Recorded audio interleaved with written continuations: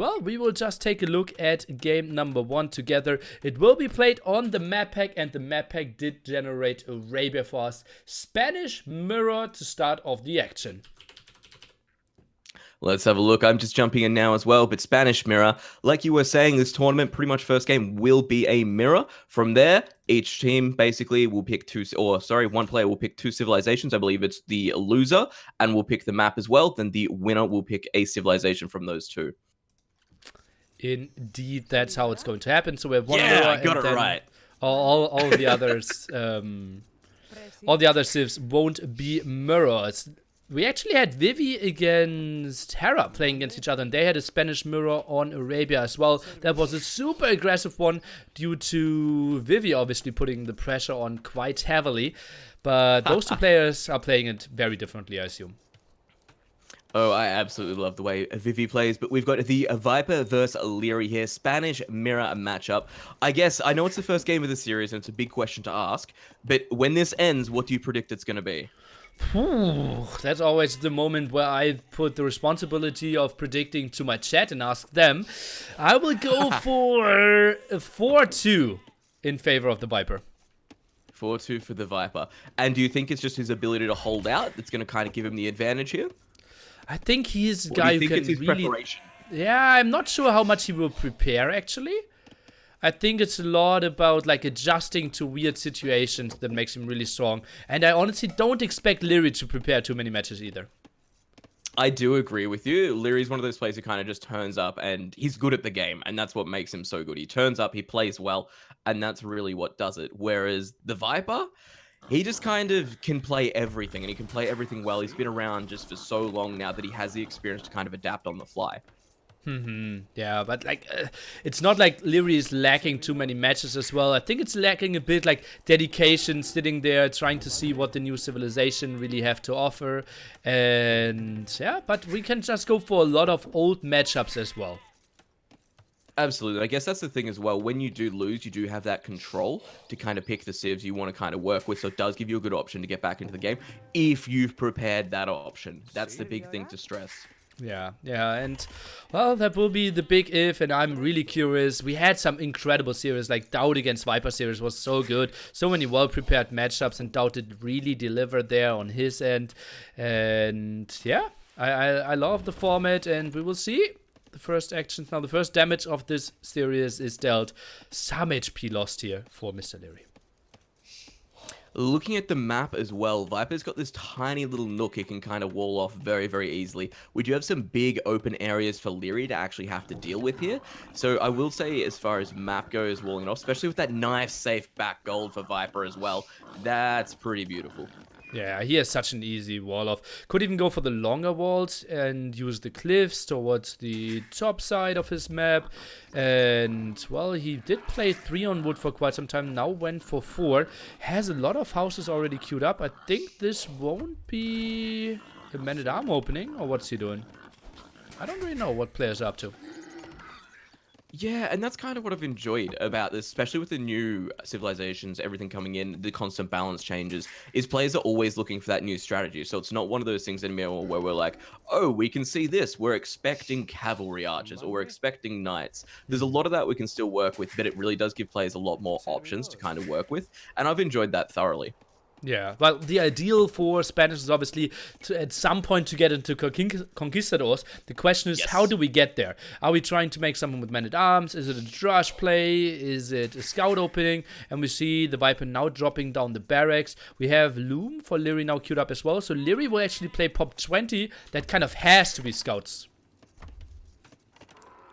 And Viper just finishing off his walls at the moment, waiting to see him actually click up. Now, we do have Liereyy up that little bit earlier. 10%, 2 extra villagers still queued up for Viper, though.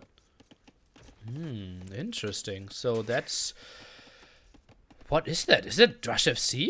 Why is he looming now? That's so weird. He just goes for massive walls. No. He's just going up, and that will be a man-at-arm opening. Just laid onto gold, apparently. That looks really weird as an opening. Yeah, this is... I'm interested to see how he plays this. I guess he's got the defensive stones, he's got the defensive golds, he can hold it off if he does want to. But Liereyy going to be up that little bit earlier. No full walls yet for Viper. Obviously still has a bit of time to work with here, but I can't see him committing to walls on that side right now. Viper's playing a very untypical strategy. He will just play tower defense. I think he will just wall himself and just keep his eco rolling and hope that his opponent overbuilds army.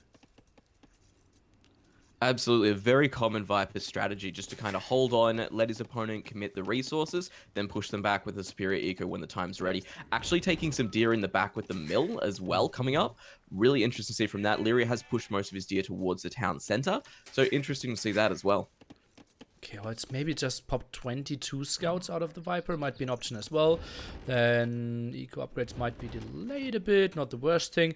Very open stable here for Liereyy. He still has the huge headache with the very bad gold spot that you mentioned earlier. Yeah, and I think that's what he's looking for with these buildings here. If he can kind of build out, get some kind of wall off around there, some kind of security, or even where his production is around that gold, kind of gives him a little bit more of a safety net. But like you were saying, it's just so rough to deal with, especially when your opponent has such a good nestled in back gold.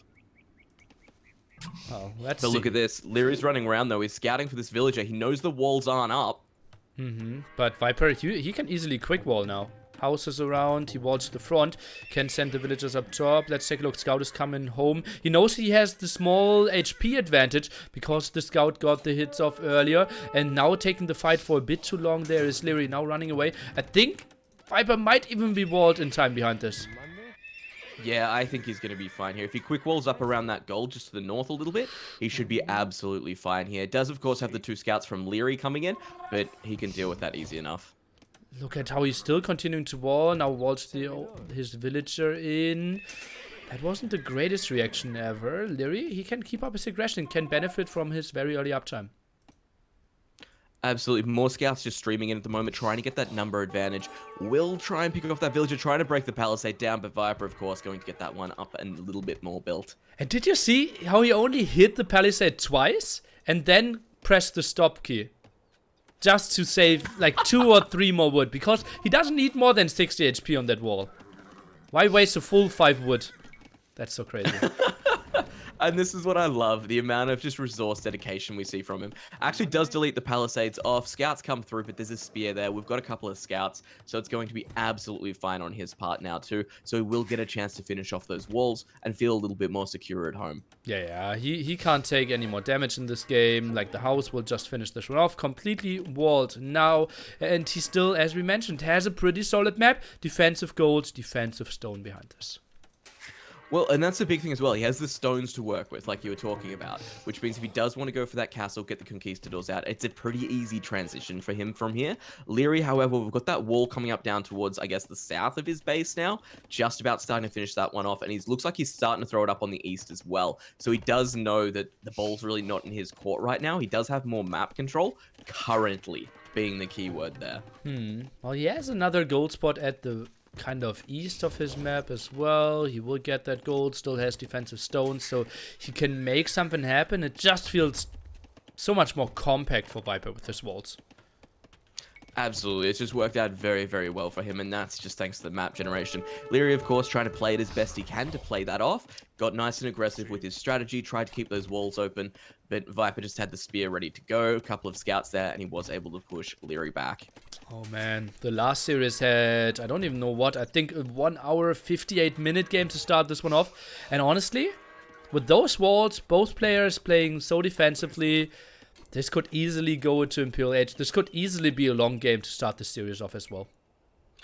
Look, I'm not opposed to it. I like seeing our players get nice and warmed up at the start of a match, showing everything they have to give. So, you know, I kind of have my fingers crossed for a little bit. And it means I get to hang out with you a little bit more as well. Are you going for a nap after the series? Or is yes, it just absolutely. Like I'll have like a 2-hour nap after this, and then I'll try and have a regular day after that, but I doubt. We'll find out. Okay, let's see. So, Liereyy, he will be completely walled as well. Yeah, just patrolling on the front there with his town center as well. I guess the big thing is he's walled to his town center, finishing up some extra walls around it now just to make it a little bit harder. So if Viper does want to do a mad dash through it, not really going to happen, especially with the scouts patrolling there. So at this point, we're pretty much just waiting for our players to eco up a little bit, move into the next stage, and really decide what composition they want to go for. As Nilly was saying earlier, Most likely a castle. See some conquistadors come out, then just look for those villager picks on wood lines, golds, anywhere that's a little bit forward, which of course going to be, I guess both our players are looking pretty good in terms of their walls right now. I would say Liereyy, just because of where his farms are sitting, where his lumbers are sitting, it makes it a little bit easier for Viper to run around with that 3-4 conks, try and get 1 or 2 villages here and there. But really it's going to come down to who can kind of mass the more conks if both players go down that route. And considering we've got both of them on stone right now, it's kind of feeling that way. Yeah, and if both are up at reasonable similar times, which it looks like if we look at the resources here, Liereyy can just build the castle next to his main gold, and that will protect a lot of his farms as well. So Viper, yeah, he might find some kills, but oh no, Liereyy was actually missing the second building. Oh, he wanted to click up, but he only had the stable. No. Oh, this is what hurts you. It's little things like this, and it happens in games to people all the time. They don't realize it happens to the pros, and the answers are they're thinking about so much. It can absolutely happen. Oh, that will delay him a solid 25 seconds there. Could have been up a bit earlier. I think if both players get the castle up, it won't be the worst thing. Viper, I think he played with wheelbarrow behind this. Liereyy, 5 villagers ahead at the moment, but economies should be relatively even. Relatively similar. We've got Viper just dashing around, doing what he does, looking for any opportunity to poke prod, get any exploration details he can that he can use later in the game, really be able to push against. And it looks like we've got Liereyy splitting off with the scouts there and wants to get some information of his own now. Actually sends that spear forward as well, which is on super low HP. So, and if both players are going for conquistadors, monks will be at it. Relic control will be pretty good, and Viper, he did see 4 of the relics. On the other side, Liereyy, he didn't scout a single relic yet. Now sends the scouts out, trying to get some more exploration there, but kind of unfortunate for him so far. And this preparation is really what we see kind of, and like you were saying before, we had a 1 hour, 58-minute game last time around. If we see that again, all these things kind of come into it a little bit more, and Viper's really known for prepping for that late game, finding those relics nice and early, a little bit of a scout play here as well, and using that funnel quite well, so he can actually puts the high HP one in front. Oh, that is so well done. And now, look at that. He constantly keeps attacking with 2 against 1 only. Lierey's trying to micro back. Again, 2 attacking against only 1. This is so well done by the Viper. And those will be crucial in the late game as well, because monks will be around. You're trying to snipe some of the monks with their scouts. And just keeping any idea of what your opponent's doing as well in terms of expanding their actual base. But this has been absolutely beautiful. Obviously not going to win it. Oh, actually, he might now. What? And that was 3 against 4 scouts. The Viper's micro there is just out of this world. That was so sick. Oh, God, was that beautiful. Oh, this sets us up for a good series, ladies and gentlemen. We do have the castle getting thrown down right at the front from Liereyy. As Nearly commented on earlier, we do have the monastery to complement that one coming down at the same time. Getting started and then just held off for a little bit. Viper, though, already has his first monastery down and has actually gone for 2 town centers behind this rather than the extra castle, or the castle, I should say. Yeah, I'm a bit surprised by that as well. Viper, he feels so safe. And that one will be late. He gives up a lot of map control. He wants to make this a long game, and even opened with a knight, keeps the scout alive. Very, very classic Viper, I think, with that one. Just wanting to survive, hold it out, wait till your opponents put way too much into military, and you've just sat there on your little base, put too much into eco, and then you can kind of just steamroll them when the time comes. And he's always so good at picking that time. So I think the ball's really in Lierey's court now to try and get some damage with these conquistadors, but he's going to have to push through the walls, and Viper's even getting some stone walls up behind this, or I can see a stone gate there anyway. And he now scouted all the 5 relics, wants to go for them. Liereyy, let's get an update there. How many relics did he scout? He only scouted 1 for now. Ay. Oh, man. It just shows you that late game prep that Viper's always thinking about versus Liereyy. Liereyy is getting his extra town centers up, though, so it's not too far behind and should be able to get some conquistadors out behind this as well. So hopefully he should be able to kind of catch up in eco relatively quickly. There's only 3 villager difference at the moment. Viper can have a little bit of an advantage there for a bit, but not for too much longer. Let's see about that. What time are you at, by the way? I am at 22. Okay. Well, should I speed up a little bit? Yep. I'm speeding up. We are at 23 now. Conquistador numbers are at 4 at the moment. Some monks for the defense there. Scouts and knights controlling all that area. The Viper will pick off the first relic, and well, then army compositions are going to be interesting. How many conks do you really want to go for? Do you go conks only? How do you try to counter this? And oh, left hand side, monks kissing each other. Conquistadors should get the snack there. Viper, he will get his first Relic Denied. Absolutely. A nice little tasty treat there for Liereyy. Did have that little bit of slow time in terms of getting the relics, but, you know, manages to snag the monk off it as well with the conquistadors, gets the relic for himself. Look, not the worst option, that's for sure. Okay, 10 villager Viper lead puts now down by the his own snake. castle. Indeed. Pretty late. He probably doesn't even want to go for conquistadors for now. Monks moving out. Viper will get at least one relic. Is still controlling 2 other ones. Liereyy still very little vision here. Kind of hurts him. Ooh. Alright, we've got that monk over on the east side there near the relic as well from Liereyy. He's looking to pick it up, but I think he should notice the scout there, hopefully, before it's too late. Oh, Liereyy, he loses the scout and Viper gets out of there. What a sneaky move. And that's just so good. Oh, through the center. Gets a nice pick. Oh, that's it. He's looking for all of these little plays wherever he can find them, and he does such a good job with it. 14 villager lead now. Goes for some more relics. And honestly, if he gets 2 relics, he would even be fine. Because his villager lead is so massive. That if your opponent builds massive amount of conquistadors, also goes for monastery, and you only fall behind 2 to 3, that's totally fine. But at the moment, it looks like he might even contest 3. Absolutely. Like, they're both looking for these. Like you said, they're looking for the long game right now, so they know how important these relics are. Viper's just sticking around on top of all of them, wants to make sure he's not losing any for nothing, wants to at least get the monks out of it, the same way Liereyy did with that top relic. Oh, actually, Viper goes for a lot of upgrades here. Bloodlines and +1 defense on his conquistadors. Quite surprising to me. So far, Liereyy only bloodlines, no defense upgrades. And we just saw the Castle Age unique tech here, allowing your, I think it's called Inquisition, right? And then you like kind of insta convert with your monks. Essentially. It's one of those ones where it's just going to increase the conversion rate. So I wouldn't call it instant, especially now that we've got the patch in play, which is nice. But it's going to help a lot. Okay, what did the patch do when it comes to conversions? So when it comes to conversions, the idea was with the recent patch, apparently the conversion times were actually linked to your PC performance. So some people were experiencing faster conversions, some people were experiencing slower conversions compared to the base. What? And that actually got fixed in the hotfix. Yes. Sick, okay. Thought it was only against AI. So, even in multiplayer games. Sick, okay. Apparently. So hopefully that's going to make this a little bit less shaky. Okay. Okay, that's so weird. Okay. I know, it's crazy. But just But think more about monks, just think about it. Like, more didn't conquistadors. Spirit of the Lord do a video like monk conversions, 100,000 clicks? If he had a slower computer and his results would have been like, no, the conversions are 100% fine, we would have had such less drama. That's so It's random. fine, though. Yeah. Like, you'd rather it be found and be fixed than these people that are on insane machines kind of just getting that bonus. And everyone being like, what? Why are they always getting these really fast converts? Nice, yeah. I'm going full Arena Pro now. I bought another 64 RAM. Yeah, 64 RAM, I'm running dual 2080s, we got this.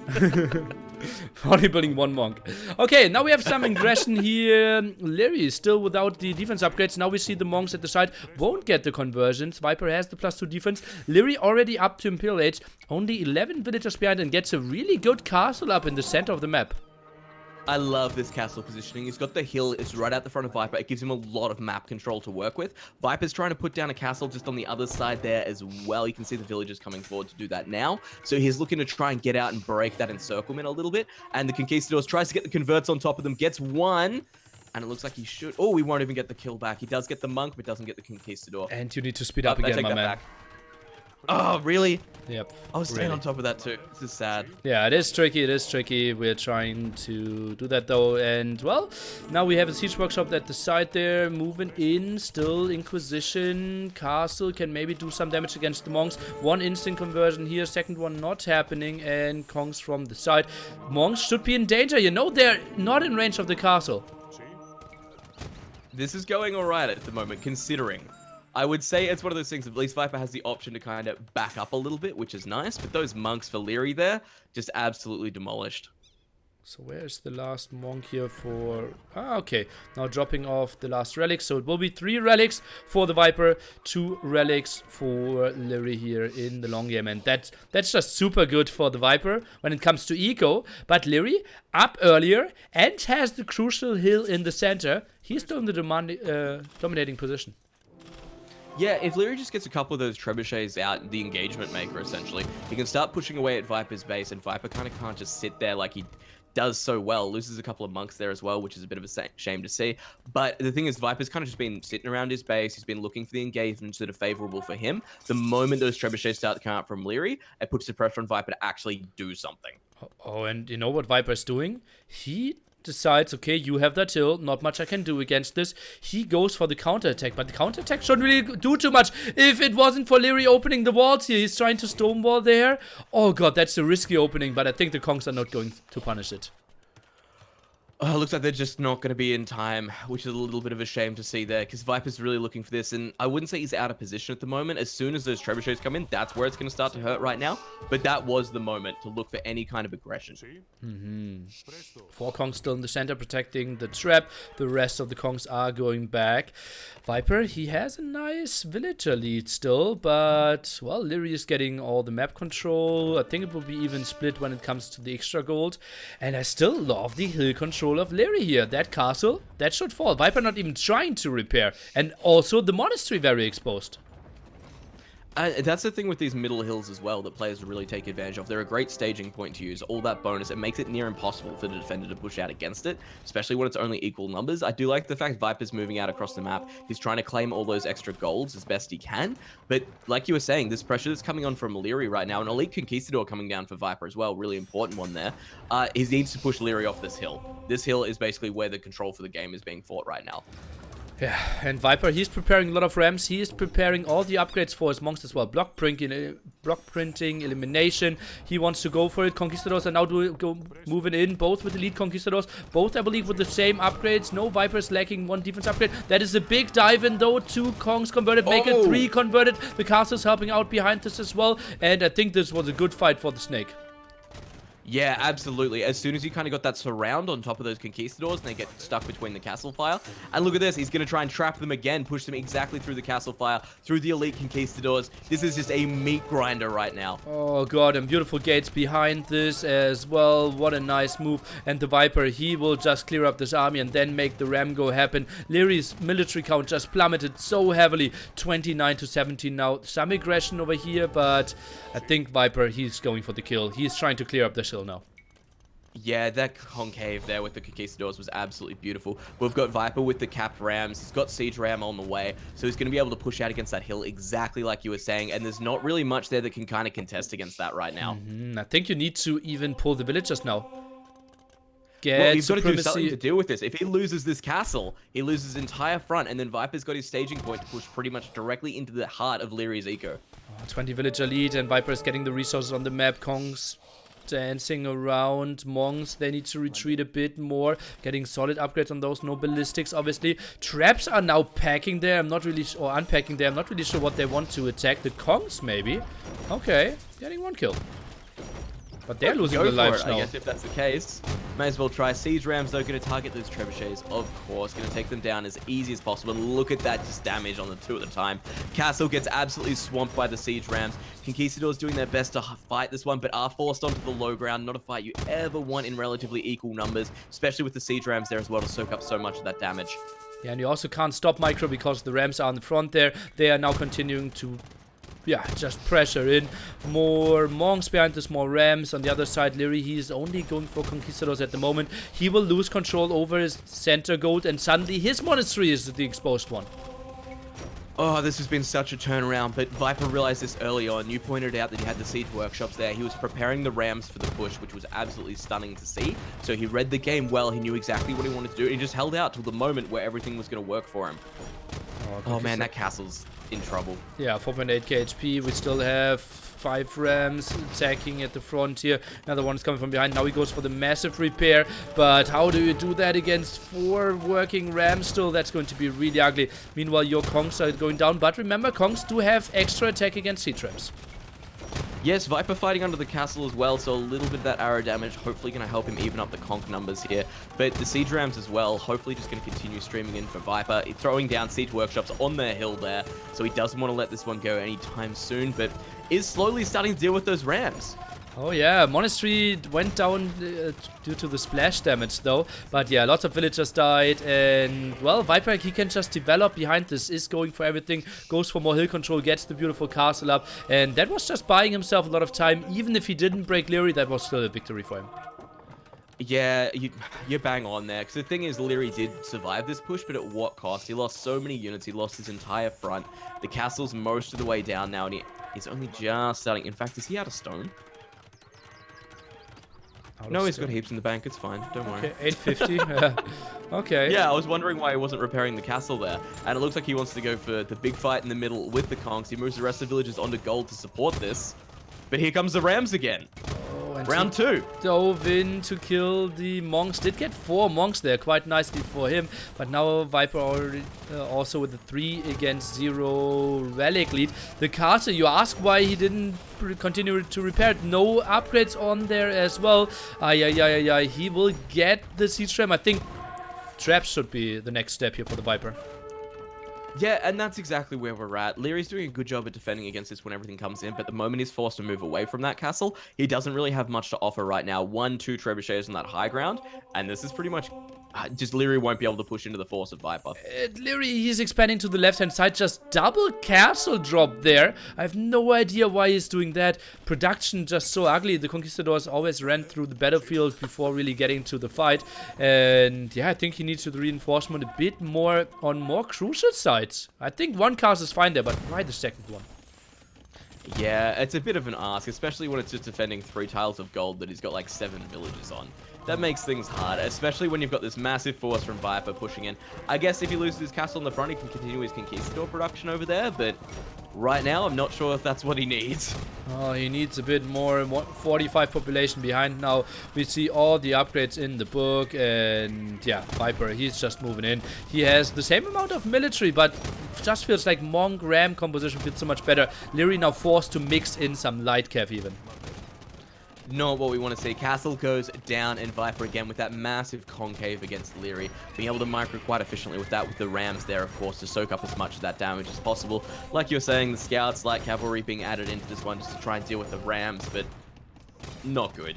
And Viper would be completely happy just trading off conks against conks here. He knows he will have more gold in the long run. It will be 1 extra gold spot against 1 extra. He has the better villager numbers, therefore he can use the market more. And he knows Liereyy is out of his main gold spots, the Viper. He just takes this fight, even if it's a trade-off in even numbers. Rams doing their work behind this as well.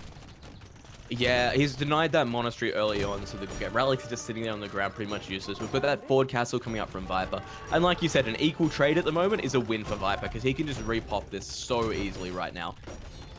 And he just goes back. Now, monastery at the front could be for the grab of the relics. Now goes into that gold spot as well. Rams just killing so many buildings behind this as well. Liereyy is 120 out of 135. So even if he gets onto more units, he needs to add some more houses as well.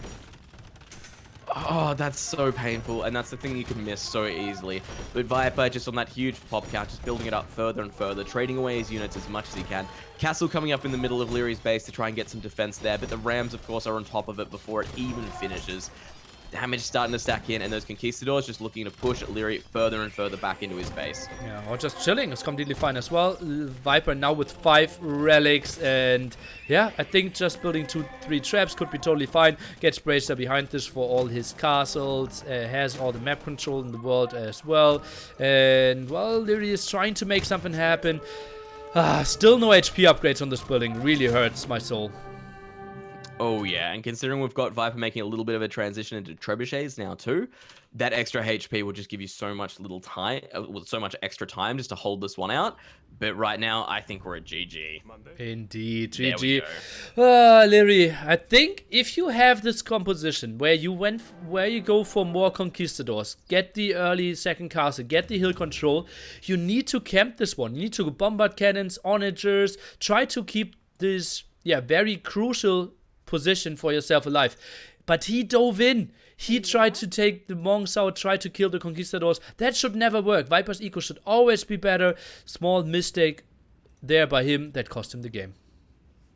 Absolutely correct there. Holding that castle down on the front would have just been a great staging point for him, and the fact it just got rolled by those rams so early in Imperial Age, it just makes it hard to hold on to, because Viper had the momentum, he had the ram count, and we saw exactly what that did. He just pushed onto the castle with the rams, sat behind it with the conks, and just traded for equal numbers and slowly gained ground.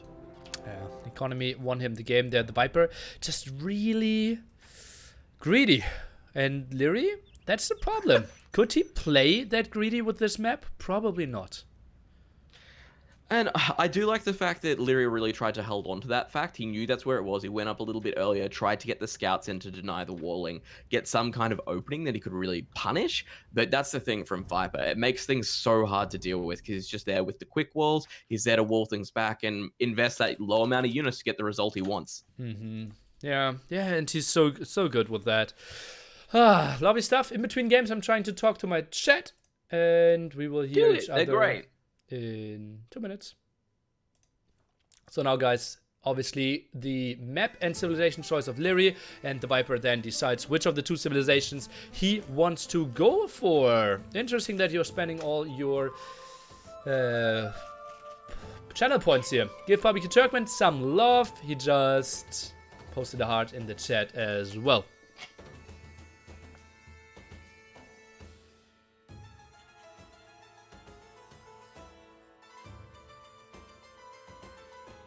When Viper won 3v5 Scout, he already had Bloodlines? Ah, okay. I saw that he had Bloodlines. After that, I didn't know if he had it at that point.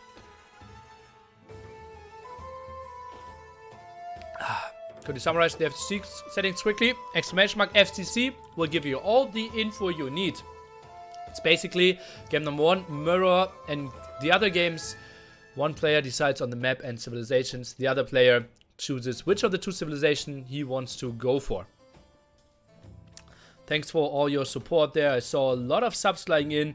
I think Adidas was there. Then we had Malco with 5 gifted sub. Oma Sandra. We had F5 Tornado with 100 biddies. Oma Sandra first gifting, then subbing himself. Then we had Flaxwood and the real Hugo now with the gifted sub as well. Do you have a prediction on what Civs Liereyy will offer? No idea. I think that's just... doing that is just completely crazy. I think it doesn't really make a lot of sense. Like, there are so many options. Maybe he prepared something, maybe he didn't prepare something. I think he is one of the players who wants to play more of the known civilizations.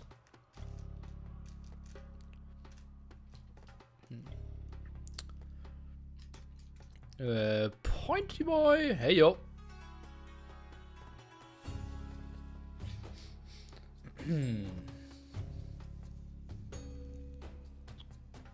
When will they start nearly? I would say within the next 2 minutes. They're both in the game. Now it's just on Liereyy to decide. Both already picked the colors. And they can pick every single map except Arabia out of the map pool. Tomorrow, 17 GMT, we will have the winner of the series face Mr. Liereyy. Co-caster will be Dave then.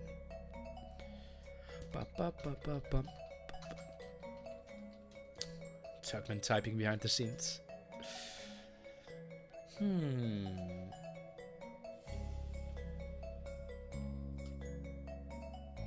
Can they even pick Mega Random? No, Mega Random would completely kill the idea of the tournament with having like 2 civilizations that you know how they're performing against each other.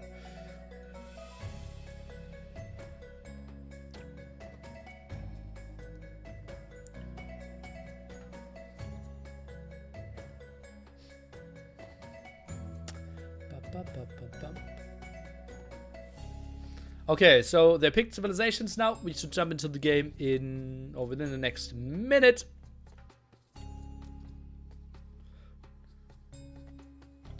What would you do if you would be in the final? Lose?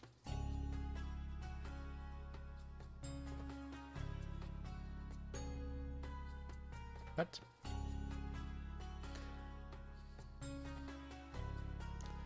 How much would your performance decrease if you were not able to play AoE for Let's Play 1 month? I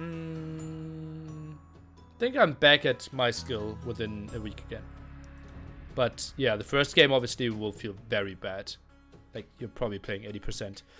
And we will jump into Serengeti. The civilizations will be Ethiopians and Japanese. What do you think the Viper went for? He had the offer of Ethiopians or Japanese on Serengeti.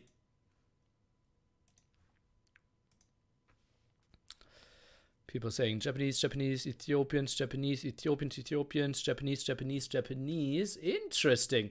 We will... Ethiopians. Indeed. The Viper... well...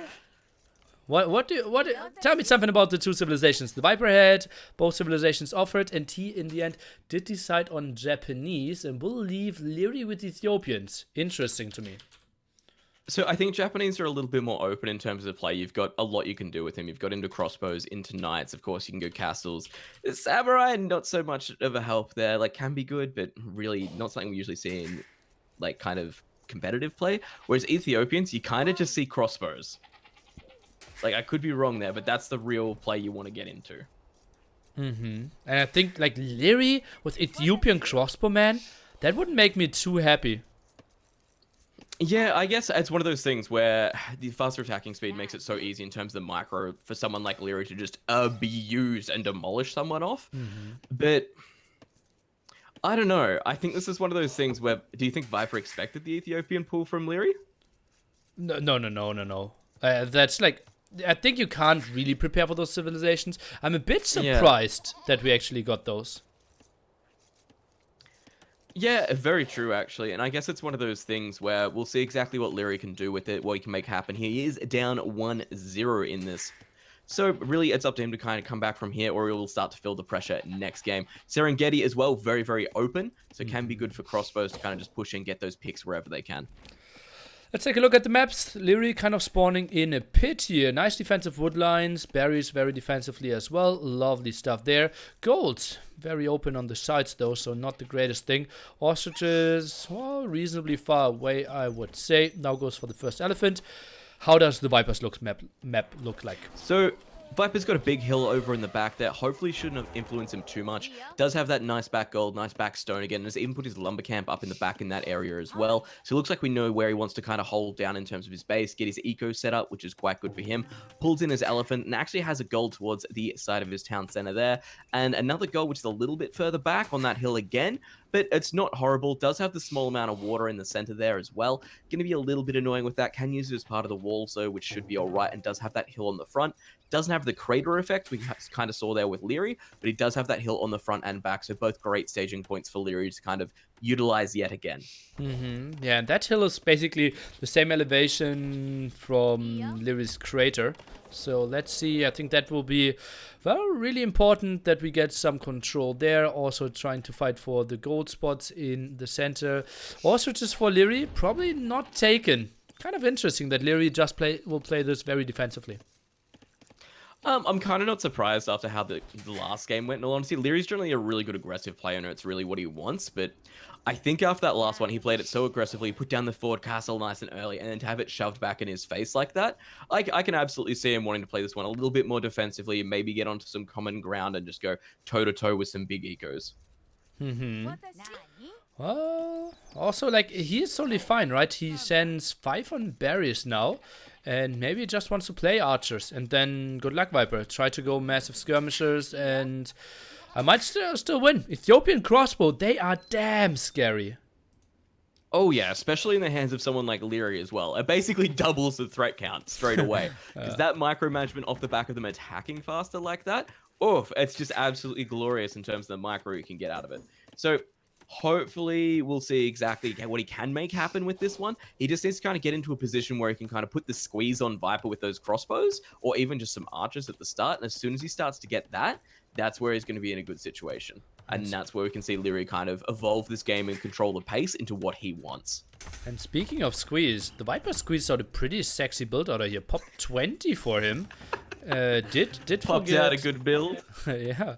And he forgot a house though, but pop 20 fast car or like man-at-arm opening, that should be pretty sexy. Alright, so we hope he can use it to kind of put the pressure on Liereyy and kind of, I guess, just delay any kind of archer push as much as he can. But I guess at the same time, we've got Liereyy going for a relatively similar build. He's got his own militia on the way out as well. One out in place, second one coming out. Okay, what is he going to do? Is that rush into flush? He can build like 3 militia, get loom, and then easily add 2 more and get the man-at-arm upgrade as well with the extra 100 gold. I'm curious what Liereyy wants to play here. No, not a lot of gold control from him. I know, it's a little bit rough again in terms of the map, in all honesty. We do have Viper 2 villages on gold down in the back as well, so he's made that transition as well. Whereas we've got Viper kind of just sitting around this middle section at the moment. He's spread his militia out a little bit. He's looking for that push from Liereyy, and he will find it. The scout's there. And in comes the militia fight. 4 militia here. Doesn't even click man-at-arm. Goes for the eco upgrade. Knows that he will trade those off quite nicely. He is active with his scout in the back. Won't get the kill. Wants to maybe distract Liereyy. Not really going to happen while this fight is happening here. Scout very low on HP and dies behind this. This was really nice for the Viper. Wins the fight. Kills the scout. Something that should not have happened. Yeah, Liereyy was just trying to use that little sandy hill there to his advantage, and it didn't work out. The scout dove in with a low HP, Viper noticing that straight away. The one hit, ponk, and it was out of there. So Viper transitioning onto the archery range now, and that was really good for Viper considering how that fight started. Yeah, and well, he didn't need to invest into the man-at-arms. He now continues just to casually push those ostriches. And well, his archery ranges will be up earlier. He can get onto more army and can pressure this still pretty open gold spot. I think Liereyy will be forced into a defensive tower. I agree. Pretty much straight away now, Viper's put himself in a commanding position. Like I said, archery range is going up. He's even got the blacksmith behind this. He had the win in terms of the militia, so he's going to move forward with that one. Not really going to accomplish much. Might get some scouting info, which is nice though.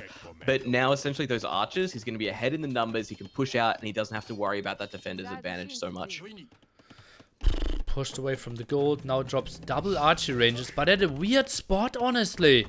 He's kind of protecting against the crater, but his gold stays open. I think the archery ranges should have been in front of his gold. It definitely would have been a better defensive tool for him to be able to hold on to that gold a little bit more. I know the archers are coming in with range, but if he just built them that little bit further forward, he would have been okay and would have been able to really hold that one down. Because his golds, they're all on that outside of the crater, and as soon as Viper's got those archers in there, he can just pressure down that crater. If the walls aren't there and there's nothing there to really hold it, like the buildings, as you were saying, it just becomes such an easy target for Viper to just patrol around these areas and deny the golds. And at the moment, he just sends one archer in. It's so tricky for Liereyy to defend this. He is now sending some army through there. Viper even already has fletching. Now drops archer range number 2. Yeah, Viper played this one a lot different into Liereyy. Liereyy did with the double archery straight away, then transitioned into the blacksmith. From Viper, we saw the archery, blacksmith, archery. And the thing is as well, the scout didn't really lose. I don't think it lost any HP actually in the militia fight. So if there are any skirmishes getting forced out from Liereyy, Viper can just dive on top of those as well. Pending archer numbers, of course. Yeah, obviously he wants to preserve all his numbers there and actually get some hits out. Still no fletching. Viper wants to take this fight, gets the kill. And that first archer goes down. Nice pick off. And now he will even do damage against the skirmisher behind this. Viper's scout is just paying dividends. Oh yeah, this is the big advantage you get from that fight we had in the front with the militia. Liereyy kind of threw his scout away a little bit there, was looking for the advantage, so we see why he did it, but at the same time, Viper kept pretty much all the HP on top of his scout, and look at that, it just makes such a difference when he can push out against this, and knowing the fact that Lierey's getting pushed into skirmishes because of that gold being denied, he was just running around with the scout, just looking for any singular unit he could pick off, and he got it. So much scouting intel as well. There is now trying to wall off the right-hand side. Aggression continues to the center. Viper even sneaked 2 archers around. Look at that, Zergman. Left-hand side. Oh, that's beautiful. And that's it. He's always playing this long game. We did have Liereyy move out with those skirmishes, so he's looking for some way to kind of pressure against Viper here, really even it back up. Some skirmishes getting mixed in from Viper, so he's ready for the skirmisher fight. Whereas now this woodline's going to be denied. Liereyy did leave a skirmisher at home. Super low HP, though. Another one is getting killed, and yeah, that skirmish is getting killed at the front. Oh god, Viper just doing so much. Attacks another skirm now as well. Attack through the center. Scout finally goes down though, and the skirmishes on the other side, I think they should just be fought off. What do you think about a stable switch? Look, the stable right now, if Viper can continue to push on those golds, that's when it becomes incredibly valuable. Because he knows Liereyy has to be going skirmishes unless we see a switch out of him as well. And the fact that there's so many skirmishes on field right now, it'd pretty much knock this one over. I guess the only thing is it would delay the Castle Age timing. Yeah, but if you can snag like 2, 3, like if you get 3 scouts out and the opponent only goes skirmishes, you might just finish the game in Feudal Age, honestly. And if both are going for stables, that's not too bad for a Japanese player, since Ethiopians don't get bloodlines. That's what I was saying earlier on as well. It's like Japanese, they have so many more options. Ethiopians, yeah, you get the crossbows out, it's great. But right now, Viper's denied all the crossbow, all the archer kind of options right now. Oh, lovely. It's played this really well. Okay, let's take a look. Next steps, we have the skirmishes now fighting uphill. I think Viper will get cleared off. On the other side, Viper is clearing up as well. And, well, I don't see the stable. Villager count reasonably close as well. Liereyy 2 behind at the moment. It's not horrible, but he's losing so much time in terms of the idle on his villages, having to go to the gold, run back to the town center. On the woodline, go to the woodline, having to run back just because the pressure from Viper just keeps coming in. And sure, it's a small amount of units that eventually get picked off, but it's enough that it's doing damage to the economy by itself. And Viper's kind of happy throwing away these units at the moment just to push away the gold, push away the lumber. So he's in a relatively good space, considering. Yeah, I think so as well. So next steps here, Liereyy now finally gets onto some archers, has 3 villages on gold. The Viper goes for eco upgrades, goes for archers only as well. Pretty campy game. Military count 10 to 10, villager count 37 to 37. It's nice and even up in here. This is good. Liereyy is still struggling with his archer production a little bit by the looks of it. Still having to force a couple of skirmishes out. But against the comp for Viper, I guess it's kind of good. But at the same time, the skirmishes just delay that Castle Age timing like I was talking about before. Having to put the food into that will give him a nice defensive force. But we'll see who clicks up first. 250 food against 300 food now. Wheelbarrow. Feels like it's somehow close. Oh, remember what you said earlier about the stable transition? Hello, Viper. Straight in the back next to his woodlines there. We've got the stable coming up. This is big. It's a big commitment in terms of the food, but like you were saying, if he can run over all the skirmishes and just get on top of the woodline, on top of the gold, it's basically game in Feudal. Sick. And that's also 3 villagers extra on gold. So he will constantly produce out of 2 archer ranges. And the stable here, that's going to be massive. He's going for a big Feudal push. This is great, and it forces Liereyy to react to that as well. So Liereyy, if he doesn't kind of have the resources to go up soon, he will get stuck in Feudal Age along with Viper, or basically just risk the game being straight over. Looks like Liereyy is starting the save for it. He has about 400 food in the bank. He's waiting on the gold. Here comes the pressure on top of the gold mine, though. Skirmisher fight. This is good. Oh, yeah. Liereyy completely clearing that off. And now he has a good KD advantage here. Viper, he overextended a bit. Liereyy with the good walls there at the side. Viper losing all his army. Archers at the side. Right-hand side couldn't do too much either. Viper, his scout attack needs to be massive. And it needs to hit before Liereyy reaches Castle Age. Yeah, and I think that's the main thing right now. Lierey's so close to making it happen as well. He's got 700 food in the bank. He just needs the gold count right now, which he's kind of struggling with in terms of producing the archers at the same time. If Viper can get those scouts out there and just dominate those skirm numbers, that's where he's going to be in a really good place. Deny the gold again, deny the wood lines, but I'm starting to think it might just be a little bit late. I think so as well. I was really surprised how late the switch came in. Liereyy even adds 2 more skirms here. What? The Viper is going for bloodlines with only 4 scouts out. That is so weird. Liereyy saw those, is now running away and trying to regroup. Will lose his archers at the front. Viper, he needs to make the kill happen now. Yeah, he needs to pretty much get all these units in the center of the map now, really kill off as many as he can, because Liereyy on his way up to Castle Age, Viper's behind, I guess, not only in terms of his numbers overall, but military count, 22 compared to 16, 44 compared to 43 villages, so reasonably even, but we've got Liereyy on the way up to Castle Age. He's going to have the tech advantage, he's going to have the eco advantage behind this as well. He can put up his extra town centers if he wants to. He can really start to push with those crossbows. There's just so many options for Liereyy now, and Liereyy even throwing up a 3rd range at home. Oh man, and Viper going armor! Yeah, and bloodlines, and he already lost 1.5 scouts. That makes 0 sense. The Viper even building a defensive tower. He thinks this is way more Feudal Age than it actually is.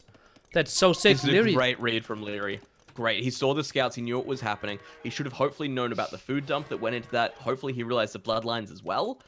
So behind that, once he goes castle, Viper's going to struggle to get there in a good timing. If Liereyy just plays this one aggressively, tries to get some damage, he's going to be in a really good spot. Yeah, really now good. just needs to leave one single spot there for the archers and skirm to squeeze through. Tower could be an option, but not even needed here from what I see. And yeah, triple stable or triple archer range just will help him out so much. And the Viper, he's deep in Feudal Age. He keeps reducing scouts and archers.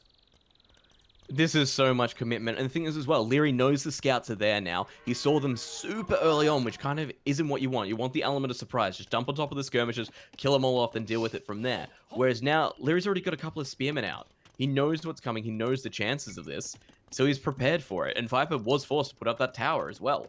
Oh man. And now he goes back with his crossman, tries to transition into Castle Age, but that will be a solid 3 minutes later. Liereyy now reaches Castle Age and gets all the upgrades, even instant thumping. Oh god, they will fire fast. Oh, I don't know how you go up against this. And the thing is, Viper's not walled, his entire base is exposed. He's forced to throw up a market at the back.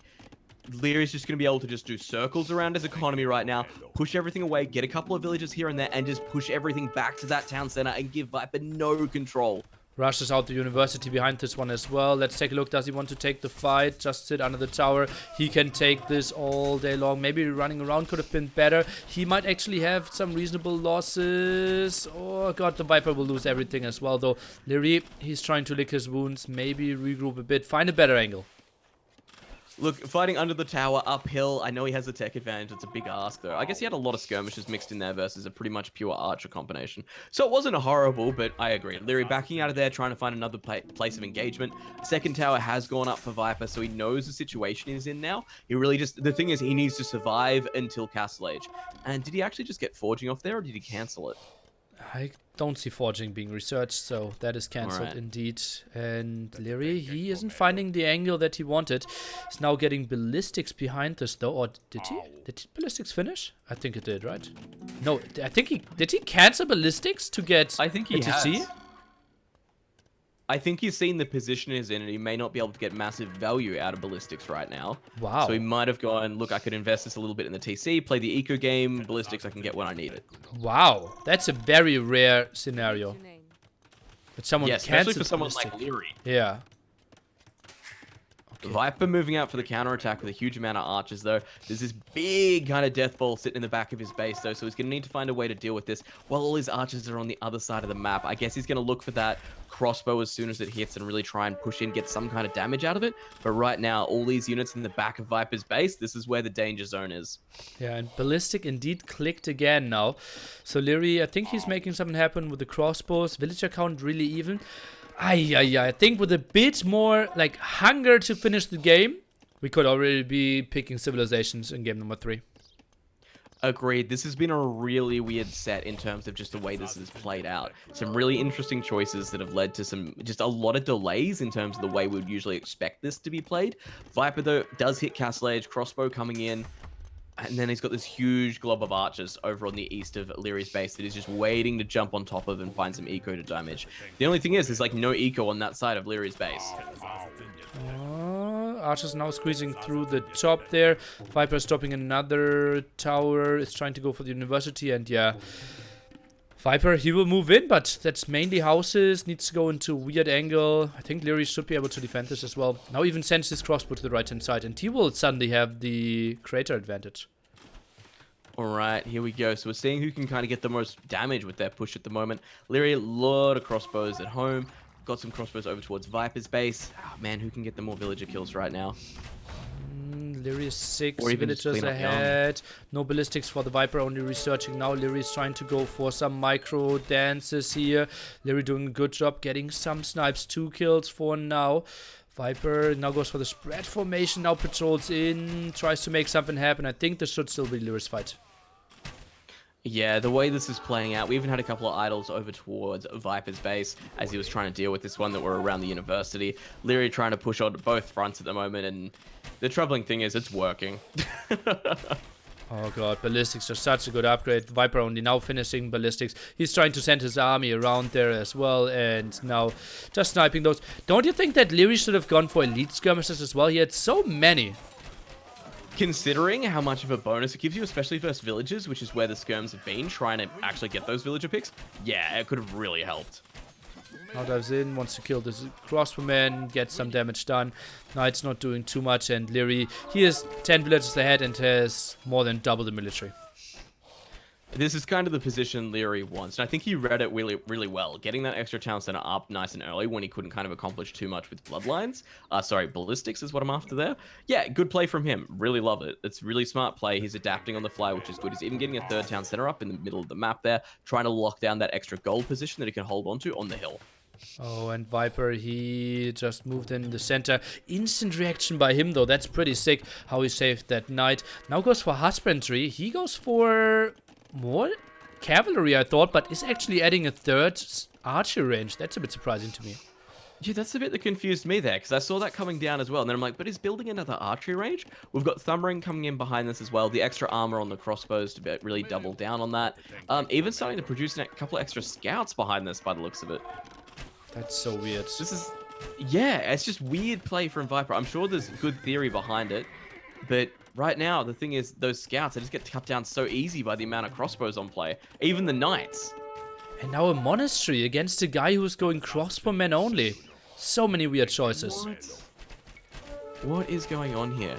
I was looking at his counts. I was like, was he looking at Imperial? Like, he's only got like 350 food in the bank, considering he was building scouts off it as well. Not going to help him. He's got the extra town center up in the back. I am so confused. Yeah, okay, so let's take a look. Liereyy sitting at 3 TCs.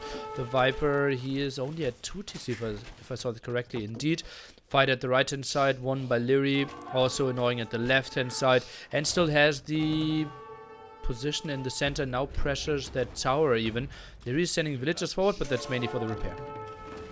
Just look at this encirclement that's happening out from Liereyy. He's pushing in the front with crossbows and a mangonel. He's around the side with a couple of crossbows. It did just get cleaned up from Viper, so maybe not so much. But on the eastern front now as well, we've got extra crossbows coming in. And Viper's force, of course, put up a siege workshop to deal with this mangonel. Oh man, and tower might go down, and then the villagers in there need to run as well. Crossbowmen are around, ready to get the snipes. Tower is doing some damage, but not enough villagers. They will probably still make it into the TC. Viper, he is charging up for a counter attack, but only 4 crossbowmen. Doesn't sound too scary for me. Yeah, we've got 1 scout in the eco of Liereyy right now, but there's literally pikes there to deal with it. There's 4 crossbows. Look, you can try and make something happen with them, just be annoying, delay any reinforcements, I guess, from Liereyy pushing towards his base, but things not looking good for Viper right now.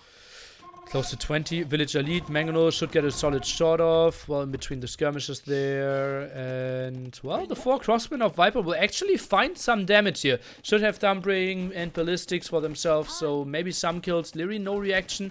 Okay, a bit later, we'll lose 2 villagers. Maybe some more crossmen should be around the corner pretty soon, though. Yeah, Liereyy should be able to push this one back relatively easy, and I think this is what Viper was hoping for. Find some of those villagers that are just kind of sitting around, get a couple of kills, then hopefully just walk away with the crossbows. But the mangonel numbers from Liereyy, he's starting to build those up. He's trying to push out. We've got elite skirmisher there from Viper. Fighting against the mangonels uphill. This could be bad. Uh-oh, tries to micro this one. Not that easy. We will see some ground attacks next to it. Long distance repair. And the Viper clicked on the housing. Oh, God. Wanted to move back, but gets out of there with all his lives. Oh, that house attack was stressful. I was worried that the mangonel hit was going to come down right on top of that, and that was meant to be the movement click. The crossbows from a Viper did get cleaned up in Lierey's base there relatively easy, and the villagers are returning to work. The pressure at the moment is going to be coming on the front here. Liereyy even throwing down an extra archery range on the hill in the center. Oh, okay, so aggression continues. And remember, he already had 3, so now going up to 4. And, well, he needs to get way more gold control, though, if he wants to continue going for the Arbalest here. Well, still has the one in the center that I think, maybe was that initially Vipers on the hill? I think so, right? I don't think so. I could be wrong, though. What did you say? But we do have... Viper has gone up to 3 town centers now. Interestingly enough, has actually decided to throw down a second stable and is really starting to invest into those knights and monks as well up against the man-going crossbows. Ooh, speaking of mangonels, left-hand side, 3 mangonels leapfrogging forward. We see the Viper now switching into all those knights. They have only 1 defense upgrade, though. I think the crossmen should deal with them quite reasonably well. The Viper, he loses a lot of his range unit on that hill. Goes for the counter-attack at the right-hand side. Let's see what he can achieve. Yeah, the Viper right now really just needs to find some way to even this up. Lierey's been doing a great job at just keeping the constant pressure on. Viper's been constantly escaping with these forces, though, to kind of just move in, do some kind of damage to the eco, but Lierey's always been able to clean it up, what feels like easily, in all honesty. And the fact that, you know, Lierey's on his way up to Imperial right now, not easy. We'll see. 20 villager lead still for Liereyy. He can send some Arbalists back to deal with that one in the back. Now builds a monastery as well. Actually moves forward with his crossbowman. That would be like the worst scenario for him if he gets caught off guard just quickly before he gets all his upgrades in Imp. Yeah, that's the thing. He's fishing for those right now. We do have the extra armor upgrades coming in for Viper on top of the Knights as well. So it looks like he is playing this one relatively close to the chest, trying to keep the numbers relatively low at the moment, or low in terms of what Liereyy knows is there. Does actually decide to put a castle up in that back section too. So he's really looking to hold this section down. He knows this is where he can be pushed nice and easily. So we've got the Mangonel, we've got the Monk there. Castle coming up, hopefully should be able to push these crossbows, but there's the Monk for free. Oh man, and did you see how he split those crossmen into two groups? One firing, and the moment Viper dodges, the other group shot after that, so he can't out-micro the ballistics. This is just absolutely outstanding. Lierey's been in a commanding position this entire game, and I would say he's definitely earned it. Ooh, loses a couple of crossbows there to the Mangonel on the hill. Second Mangonel comes in, but look at that, the splits, and he's out of there. Yeah, just wait for the upgrades and then you're totally fine taking any single engagement. Mangonels here, they're trying to take the fight against the Viper. Oh, can't really go through the trees there. Night Raid through the center, but I think Liereyy, we just need to wait for his upgrades and then he should just wreck everything. Exactly. Bracer, Arbalest, Chemistry, all on the way. Most of them actually finishing up about now as well, except, of course, Chemistry, the longest research in the world. But basically, he is getting out the units he needs. He's getting the techs on them he needs. He's playing with civilization bonuses, which go to the Liereyy bonus as well, which is that amazing micro. So let's see what he can kind of do with this one. We've even got, it looks like Cap Ram on the way there with that Siege Workshop on the front. So it's time to start the push. And this is, Lierey's ready to end the game now. Isn't Heavy Camel the longest upgrade in the game? I think it is. It's just like, it always feels endlessly. Oh, man. But yeah, Chemistry, like, I've been checking universities 3 or 4 times as well. Oh, God, the Arbalest. Whoo! Oh, getting a big shot in there. He did see it, did try to out-micro, but shot so quickly after it. Lost for Arbalest and a lot of HP on his Arbalest there. Well, it's not what you want, especially when he's got the advantage to push right now. He's got all that extra tech behind him. He's got the range. He's got the attack, especially with Chemistry now finishing. Viper doing a good job with the Knights to pick off the Mangonels where he can, delay any kind of push coming in from this one, and actually kind of splitting his Knights up really well, just being as aggressive and annoying as he can. He's got these crossbows over in the other eastern side of Lierey's base. He's raiding the western side as well, just trying to find any damage he can. The problem is Lierey's just out of position now. Oh yeah, and Liereyy, he only has 28 military. Yeah, he has the stronger military, but he doesn't find the openings at the moment. He's doing okay where he fights, but Viper, he's spreading himself so thin, and Liereyy, that's a lot of bushfires at the moment. And that's the thing I think Viper's relying on here, because the more pressure he puts onto Liereyy, the more Liereyy has to come back and deal with this, which means he's not attacking over at Viper's base. Viper's starting to save up towards Imperial so he can get up behind this as well. Just needs a couple more 100 food, just needs a little bit more gold. He'll be able to get on top of it, but those Arbalests will just be able to clean this up so quickly once they're there. And even sitting under the town center towards the south of Lierey's base as well. Just trying to keep as much of it idle as possible. Yeah, but I think that might even be a misstep. That's too many arrows out of the TC there. He will lose a lot of his army, and yeah, he is getting cleared up there. We need to see something coming back though, because that's still a lot of exposed woodline here. And this is where it just becomes absolute hell on earth for Viper. He's managed to create all these little spot fires around Lierey's base. Lierey's managed to clean them up. He's starting to move forward with villages. He's moving forward with the bulk of his army. How does Viper defend this, and what does Viper do from here? He's getting up to Imperial, but what answer does he have? He's getting elite skirmishes, as many as he can afford from as many ranges as he can build. He's got... Oh, is that guard tower coming in as well, actually? Yeah, he's trying to go mass towers. Obviously can go for Jessamine here and try to make something happen there. Goes for the skirmisher defense. And he just prays that Liereyy will stay on Arbalest for too long and overextends at different angles. And then he can maybe drag it out and allow himself the comeback. But Liereyy already on point is taking towards Hussars here and building the aggressive castle to get the traps out. No, this is great from Liereyy. He's really transitioning to that late game now. He's getting the high ground with the castle. He was getting that light cavern hussar like push what you were talking about anyway. So he's going to be able to push in, start the raiding, start doing the damage there, and just bulk it up with the Arbalest. I don't know what Viper can kind of do from here, in all honesty. Like, I know he's a guy that makes miracles work, but I don't know if it's going to be enough right now. I don't really think so, but we will see. He has 108 villages, now gets Jessamine, so he has to be happy with that. But those Arbalests, they're just mowing through the skirmishes. It's just ridiculous. Alright, so we have had Viper do his traditional thing. He's kind of spread out over the map. He's put the castles down defensively around some of the extra gold spots, so he knows what's going on. Even has a guard tower up there on towards the west side of the map as well, so he knows what's going on. Liereyy just trying to kind of push from that castle now. He's got all the Arbalests there, and here comes the raiding. Did get a conversion, but look at that. Even under the main TC, villages are falling. Viper not reacting at the moment. So much is just happening. Okay, now with the reaction, we have the fight at the right-hand side as well. Oh god, Liereyy is just attacking everywhere at the moment. And the attack against the castle. Viper now starts to repair here. This is not what we want to see. I guess it's kind of one of those things. Lierey's been working towards this the entire time. We do have those cap rams coming in through the center now, so he's going to start clearing up those buildings. And this is where things are going to be incredibly hard for just Viper to deal with in general. He's got that front section where he's losing out to the cap rams and the Arbalest. He's got Arbalest and trebuchets knocking on his castle doors, so that makes things even harder. He can't really engage with those skirmishes right now. Oh, it's just a rough time. And in fact, oh man, this hurts. He didn't even have... He's only just getting Bracer now. He only reached Imp, right? So it's not that easy. And oh, big raid at the right-hand side as well. The light cav are in there quite nicely. Villagers need to run. Even the monk is getting sniped down here. Ugly moves, and the Viper, he needs to run with so many villagers. And he didn't have too many villagers working earlier on, so that hurts double. And this is just a huge issue. There's so many fronts at the moment Viper has to fight on. And he just does not have the population to really be able to deal with it. He's got the towers up. He's got the castles where he needs them. But that's the thing. These light cav are just running under it, doing whatever damage they can, and they're totally okay with it. I can see all these idols over at the moment towards the north side of Viper's base. That castle's pretty much gone at this stage.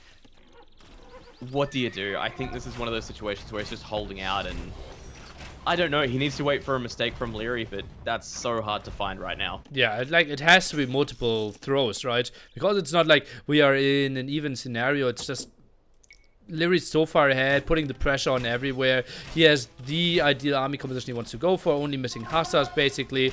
And yeah, you're losing traps. Map control not really in your favor. You can't get the raids in. He can get the raids in. Very tricky to come back from here.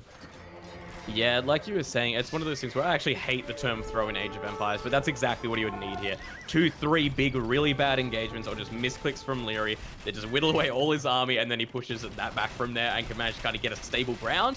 But this is just impossible to push into now. The guard towers have done what they can, but the trebuchet is going to deal with them so efficiently. He's losing all his production buildings, which is the other big side of this, so he's not even going to be able to hold that up. He's forced to throw up the extra archery ranges in the back. Yeah, and that's not pretty. Now we have the Hussar attack finally coming in, and Liereyy, he's just hungry to go for the kill. He wants to even this one out. Even builds defensive castle at the right-hand side. Lovely move there as well. That's basically the spot where he gets the most raid in at the moment. Picks up more and more relics. What is the relic count behind this? Oh, Liereyy, 2-0. Viper denied all his relics. Oh, man. And then Liereyy is just running in wherever they can, trying to pick off any expensive units, get on top of the skirmishes or the mangonels, even just take out those villages where they can. Like you were saying, we did have that castle come up for Liereyy as another good control spot around all that wood. Town center coming up over into towards the north for Viper, so he wants to defend that section a little bit better. But this push right now with the trebuchets, the hussars, it looks pretty much unstoppable, especially with the extra raiding stables coming up right on the front lines. Oh, man. Rams just chilling in the center as well. The Viper, he is behind by 70 population, even for quite some time already. So, well, he has some fighting spirit. Obviously, doesn't want to resign too early. He, well, went into the semifinals facing 3 AMs, still trying to come out ahead. I absolutely love the commitment, but it is kind of at that point where it's like, what do you do? How can you play back from this? Look at this again, the town center in the back's found. Asars are just on top of it, and there goes your villagers. Tries to throw up another keep there. Tries to take out the trebuchet. In fact, the trebuchet might have overextended a little bit there, but looks like he's going to get it out of there all right. We're okay. Don't worry. We can relax. So much going down. Abel is protecting the traps constantly. The Viper pop 125. And, well, everywhere he's getting pushed back. Kind of loses a mass amount of villagers under his main TC again. The towers are doing a very good job here. Jasima, they have a lot of damage output, only lacking chemistry, which we are getting now. But Viper, he only has 90 villagers, 20 of them idle. GG. Impressive play by Liereyy here. His map looked so bad. He got so much pressure in his face, but still made it happen. I think that was the thing from Liereyy. He kind of tried this in the first game, where he realized Viper had such a good map that he got nice and aggressive and tried to hold it, but it didn't happen with the scouts. Those walls just came up from Viper. Whereas in this, he was up earlier, he pushed more aggressively, he got that extra archery up, which we were talking about nice and early, so he didn't have that blacksmith archery, it was double archery, so he had the numbers advantage, and he was just able to push that and pretty much leverage that the entire game. Viper just could not find the eco damage he was looking for. Yeah, and like I think the main thing we have to question is the scout switch. 4 scouts, bloodlines, and +1 defense. That could have been just a normal Castle Age for you. I think scouts were right, but they needed to be there like 4 minutes earlier. Yeah, I think you're bang on. You brought it up, I think, around the time that was right to make the transition. Then to see it a couple of minutes later, delay is Castle Age because of it, and have them just get wiped out so easily. Yeah, not what we were looking for in this, and I think that's kind of what set him behind this entire match. As soon as that happened, he was in a defensive spot, and Liereyy just did not give him any time to recover. Yeah, actually Viper did incredibly well defending there, right? With 3.5 minutes, and Liereyy had basically an unkillable army, Viper not dying was really impressive. I think a lesser player just instantly dies at the 29-minute mark in this game. Absolutely, those extra techs that come in, especially crossbows by control from Liereyy as well, more importantly, as Ethiopians, it gives you such an advantage to push with, but I think that's something we really saw in this as well, Viper's resilience and ability to kind of hold on with nothing, and that's why he's such a strong player, and it's something he goes to every time and time again. Oh man. Now I will ask you for a wild prediction. The Vipers, home map plus civilizations. Home map plus Civ. What am I expecting? I kind of want him to go something like, I believe we have Cross in the map pool off the top of my head. Yep. So that's kind of what I want to see him go for. Something hybrid. Really kind of pushes advantage in terms of his water play and being able to boom up behind that with his fish boom. So that's kind of what I would like to see from him. Even, look, he's played a lot of like Fortress and Arena recently as well, especially as home maps. Yep. I want it to be Cross. Like, personally, I want it to be Cross. And then as terms of Civs, I don't know. I want him to just pick something really weird that I wouldn't see coming. Yeah.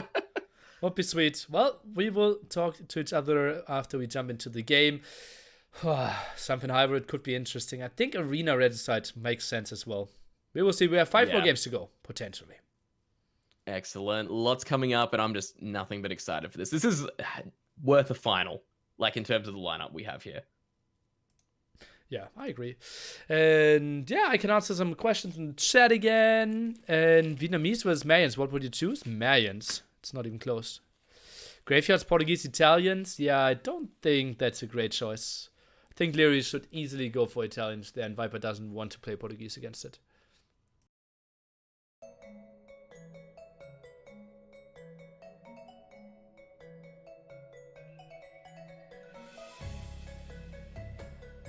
So Viper just left his chair. Saracens or Berbers? Depends on the map. Awesome series. Yep, loving it as well. Why never Koreans in this event? Well, we had mirror Koreans. People don't really know how to play them, right? Do you think humans are in a good spot right now? I think kip checks are too weak. Otherwise, yeah, probably. Do you also think that on maps like Arena or Red Support it's very huge to be able to pick the Civs?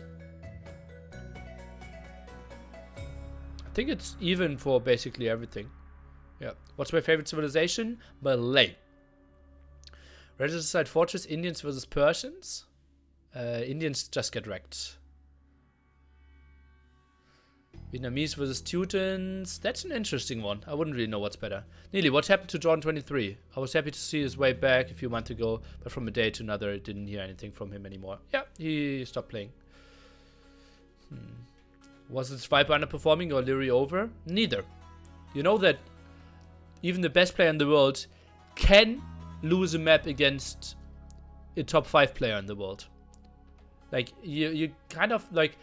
Viper fanboys need to get off their horse and like get a understanding of variance that even the best player can lose a map against another top 5 player.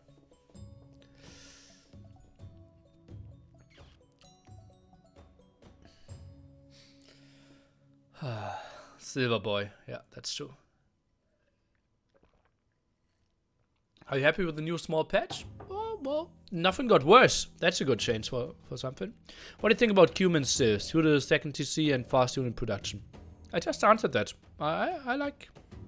Cumins are in a good spot, I believe, at the moment. But when Viper's not winning, he's trolling. Sadly, too many people think that's true. Yeah. He is... Honestly, he is the best player in the world. No one is debating that, but like on the pedestal that some people put him on, it's just ridiculous. Like Hera was posting a series that he won, or a game that he won against Viper, and people on his YouTube even said that it could not be the real Viper. Do you like Viper personally? Yeah, very much. Who's the best German player and why is it Nearly? Me. I think he's practicing on all in Feudal. He did the same against Terra for no reason.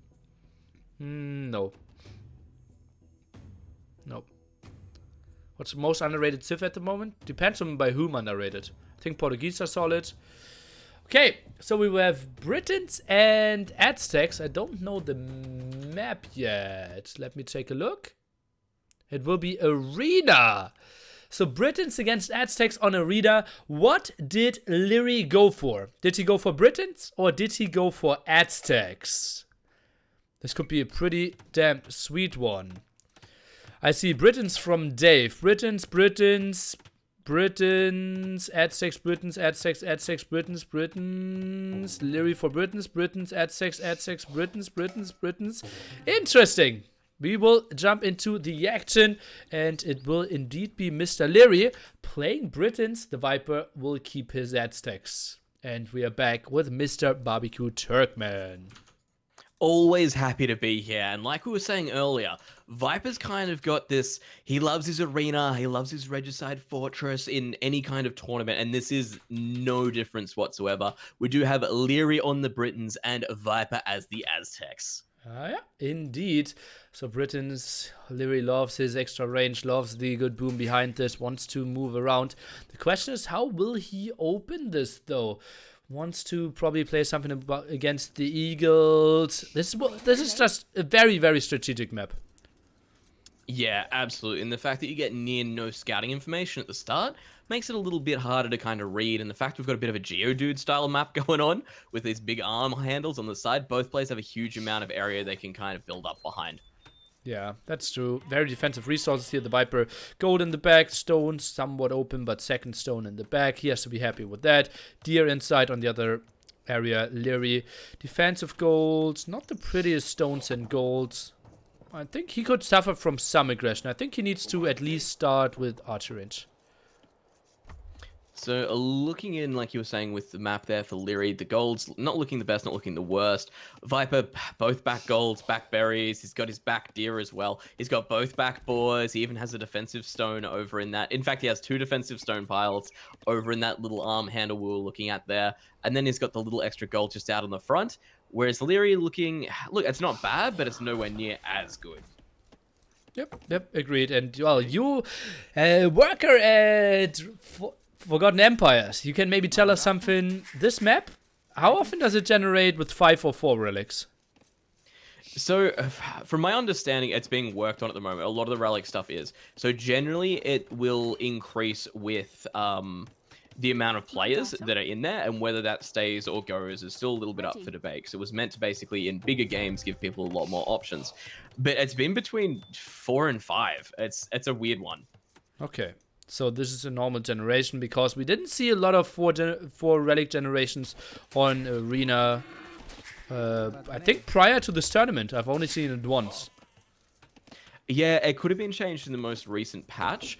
I'll have a look, but the Relic distribution, the way it's actually been set up, is like an ongoing kind of internal debate at the moment. Okay. Interesting. Also, feedback I can give you on stream. At the moment, Islands has 5 relics, and it's 3 on one island, 2 on the other. Obviously, super unfair. Yeah, that's wrong. What do you think about 2-2 and 1 on the neutral island, where the extra gold is? I think if on a map like Islands, if you're gonna do it just for fairness sake, especially competitive play, it's either got to be like equal amount of relics each, or 1 on the middle island, right? Yeah. We had team islands with 2-2 before that, right? Yeah, that feels better. Like, a lot better in terms of the actual, like, fairness of the map. You're not just relying on getting an extra relic. Yeah. Whew. Okay. It feels like this series is somewhat shaping up now. And, well, the plays will be interesting. The Viper, he loves his atlatl skirms. Can go for some siege, but Lierey's micro, just out of this world. We just saw what he can do with ranged units. And we will see Crossbow and Arbalest again. And he managed to pick Britons for himself as well, so this is a civilization out of the pair he wanted. We know exactly how strong they can be on Arena, especially once they get a little bit of a running start going.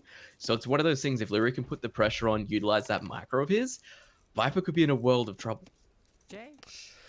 Let me think about this civilization choice. If Viper wanted to go for Arena, normally, like, his biggest strength on Arena is that he's so good about knowledge and decision making. Shouldn't he have gone for more unconventional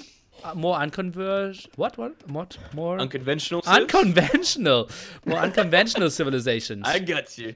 Look, and that's kind of what I was expecting. You asked me for a prediction. I was just hoping we were going to see something totally random. But if this was a competitive, like, you got to pick your own civs, I think both of these civs are totally viable. And I'm kind of surprised at that. I really thought Viper would push, like you were saying earlier. He has amazing game knowledge. He'd try and push that advantage he had, especially on someone like Liereyy, who's an amazing player, but when you count the years, relatively new compared to some of the players we've got out there at the moment. Yeah. But also with the balance patches, like, couldn't you go for something... What feels more crazy? Something with Khmer... Like, Khmer Britons feels like so much... I think it's somewhat even as well, but it's so much less developed. And I think Viper would have performed better than Aztecs Britons, which we have basically seen, like, even in WSVG Maldives, I remember Aztecs against Britons. Oh man, that's fantastic. But yeah, I kind of hope Viper's got this one in mind, because it's one of those things, if you give Liereyy the choice of, like, the range, like, the good range civ, that's generally what he'll seem to take. So hopefully this is one that Viper's actually prepared for, and he has a good idea and understanding of what Liereyy wants to do and how he's going to punish that. Hopefully. We'll see. So Liereyy is still... Oh, What did I miss? Liereyy? No. Okay. Why am I confused? Okay, I didn't really even properly look at the start. Liereyy did play in early Feudal Age, now went into heavy farming with Horse Color and the wood upgrade. A bit surprising to me. And yeah, Viper just plays the straightforward fast castle here. Yeah, interesting choice by Liereyy. Obviously, you're going to get a bit of a better eco off the back of that, but generally you just want to get to castle. Really interesting. And only now Viper goes just on to making gold. his castle. I think this is the strat that makes a lot of sense with Malay or Persians. Yes. But Absolutely. I've never seen it with Britons before. I think it's actually becoming pretty much like the common with melee. You kind of get your eco ups, then you go up, and you just push for the next stage, and you have that really big eco advantage. But that's it. For someone like Britons, it just feels slow. Okay, David's just giving some insight. He asked the Max, who said, earlier Feudal is just slightly worse, but it's better if your opponent rushes. But Could Liereyy really expect a Thrush from Viper as Aztecs? I'm doubting I that. don't think so. Because look, even then, he's got the scout right out the front of Viper. He's looking for anything that he's doing, so he's not seeing anything. Viper, of course, on his way to Castle Age now, super easily. Blacksmith Market is on his way there. Liereyy did actually decide to put down a barracks and then a stable. A stable? Right. Sure. Okay, so he wants to contest the relics, apparently. Yeah. All right, that's really interesting, especially going the barracks, then stable, and yeah, he's really wanting to spend a little bit more time in Feudal Age here. No. He will click up to Castle Age and only then build the scouts. Now rushing out the market. I just meant the fact that he was going for the market, then he had the stable behind this as well. So compared to Viper, who just went for the straight fast castle, a little bit more time spent in Feudal Age with the eco upgrades, and then he'll be able to contest the relics with the scouts out across the map. Interesting. I think he screwed the timing up a bit. I think he could have gone up with pop 30. That's kind of what I always try to aim for. He now goes up for pop 32. Yeah, might make sense as well. Well, I guess it's one of those things. If you can contest the relics well, if you can get a monk or two, it kind of becomes a little bit more worth it straight away. Ready. Yeah, let's see about that. How many monasteries the Viper will be opening, how many barracks. At the moment 0 barracks, so maybe just 1 monastery and plays it very slow. Might be an option. Viper now stays inside, and well, once he's Castle Age, he will probably leave his gates. Does not want to attack, waits for Castle Age and then attacks. You will see that now reaching castle. So pumps into Castle Age, like you're saying. Does he play it slow with the 1 monastery? Not at all. He's going to drop down the 2 monasteries right at the front. He wants to play this nice... He wants to get out there. He even throws up the town center down in the back there, so he knows exactly what he's looking for here. And Eagle instantly sniped. I think those monks, they won't have the best day, honestly. Like, how can you move out? No relic really close to you. 4 relics in the center of the map. Very even. You need to gain a lot of ground. I think Liereyy has a very good opening against what Viper's doing. Yeah, this is a really good play, and I think he was kind of expecting that, I guess, because he did basically make that little detour into Feudal, make sure he got his ups behind it, got those scouts out as soon as he clicked up. So he really did want to contest for this one. We do have the barracks coming up for Viper now as well, just next to those monasteries. So we'll be able to start getting his unit count out, and ooh, I really thought those monks were going to kind of start venturing out straight away, and I was a little bit stressed for him. Oh man, and like, Liereyy really goes ham on those scouts. He goes for 6 scouts in total. That's just crazy. That's a huge commitment. Okay, we now get the HP upgrade here for Aztecs monks. That's plus 20 HP on those. Pretty damn sexy. And even goes for light cavalry here. Archery range behind this. He goes for everything. 1 extra TC here from a Britain's player. Normally we always see 2 extra TCs. Yeah, this is a much more military-focused game for an early arena that we're seeing from Liereyy. He really doesn't want to let any of these go, and oh man, he could even get the 3 monks in the spear. Oh god, this is so good. But some conversions now. Light cav upgrade finished, and well, he got all the monks. He's fine with that. Now 2 scouts or 2 light cav against him though. Oh man, that was a great engagement for him. Exactly what he was looking for. And Light Cav definitely came in at the right time there. We had the scouts get converted and then the rest get upgraded to Light Cav. So I guess for Liereyy right then, that's kind of what he was really looking for with those scouts. And look, considering he got 3 monks, that's pretty tasty. Yeah, absolutely. And monks with the upgrade as well. Still no real relic control. Viper did send the low HP scouts back, trying to get some more HP on those. Now the TC dropped here for Liereyy at the side, and the Viper, he is still playing with 2 TCs. Liereyy, I think, has a solid opening here. Yeah, considering at the fact at the moment he's only 1 villager down in terms of the actual count, or 2 now, but he's getting that 3rd town center up using that Britain's bonus the way it should be. Go for those extra town centers as soon as you can and really hold this one down. And the Light Cav are out on patrol again, looking for any of those monks. Potentially could get another one up towards the top there. Ooh, he gets 1 relic for 1 monk for now. 2 light cav out only. Add some more though. His own monks out now. He is going for everything. Archery range, stable, monastery, 2 extra TCs. He's spreading himself thin. That's the thing. It's a lot of commitment to go for absolutely everything right now. I do like the fact he's controlling the relics so well, but now the Viper's got all those spears out, and I guess Lierey's going for the counter with the archers. This is, for an arena game, this has been great, like for an early game setup. Yeah, so many different units on the field here as well. Instant conversion there for Mr. Liereyy. Won't save his own monk though. No, Monk does get taken out, sadly, there. Or both the monks that were contesting that relic have been taken out. The archers, though, from Liereyy are giving him a good advantage over those spears at the moment. So Viper needs to find another answer now to actually be able to deal with this. Whereas Viper, it looks like he's actually pulling in one of those relics now. Yeah, it looks like it. And yeah, there's no light cav to intercept that. I think Liereyy should be fine if it's just 2 against 2 relics. And he can go on to this game with like even footage in that regard. Agreed. It's something we're pretty much expecting. Obviously, Aztecs is going to be a little bit more beneficial, but unless there's a huge difference there, I don't think it's exactly going to turn the side of the game. Second barracks, or third barracks at the moment from Viper as well. What? Really? That's Eagle Scouts coming out in mass. Okay. Interesting. I didn't expect that. No, I haven't expected a lot of this. Okay, why does he think, like, it's not really that we're fighting so heavily for the relics, are we? Like, yeah, that's the only thing that's happening, but wouldn't it be fine if he just sit back? Really weird to me. Yeah, we've got the Eagle Warriors out now. I guess they're to deal with the archers. Then we had the spears that were there to deal with the light cav. Oh, Alright. Now the conversions against the crossmen. Liereyy needs to run.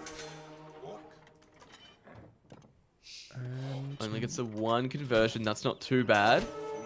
Oh, runs in with the scout. Tries to get the pick on the monk there. And now, like, converting the crossbow just means that the monks can get sniped again. Oh, yeah. And look at this. Eagles doing their best. Up to Eagle Warrior now in terms of the actual upgrades. Does have the +1 armor on those bad boys. But it looks like another monk from Viper can get sniped by the light cav. Oh yeah, indeed. And now we have the next attack here over at the side. Let's take a look. Viper's trying to run away, but that's so many monks going down. I think this should be now 1 relic for each player so far, indeed. Man, Viper's just losing so many monks on the field right now. And he's got 2 more over towards this top north side going for the relics there. And there's just so many light cav out on patrol for Liereyy.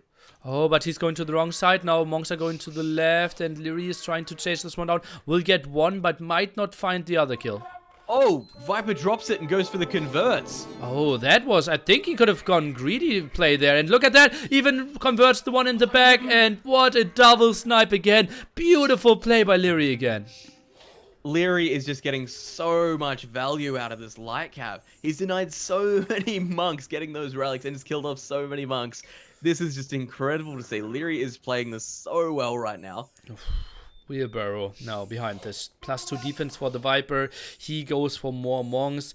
I think Liereyy, he could just try to catch this or get this relic. A knight now added as well. Obviously super bad against potential conversions, but good against the eagles. Oh, he's greedy. He's greedy. He wants to go for both relics. Oh, that shouldn't really work. It just might. Oh, those eagles are looking so tough to deal with. They could actually potentially push straight through this and just do the damage there. Oh, we've actually got knights mixed in now. I actually missed the knights in there amongst all the light cavalry.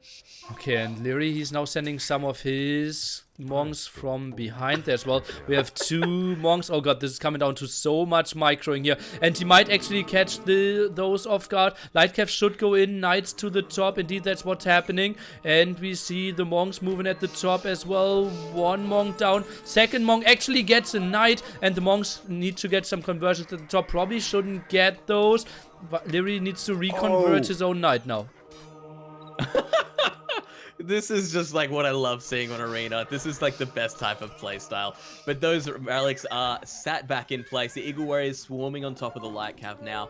And did manage to try and get his converts back there. But those Eagle Warriors are just doing what they were built to do. Especially with the extra armor now. They are just taking utter control and cutting through everything like butter. Oh man, and this is probably the most intense fight for relics that I've seen in a very long time, especially in a non-Aztec mirror.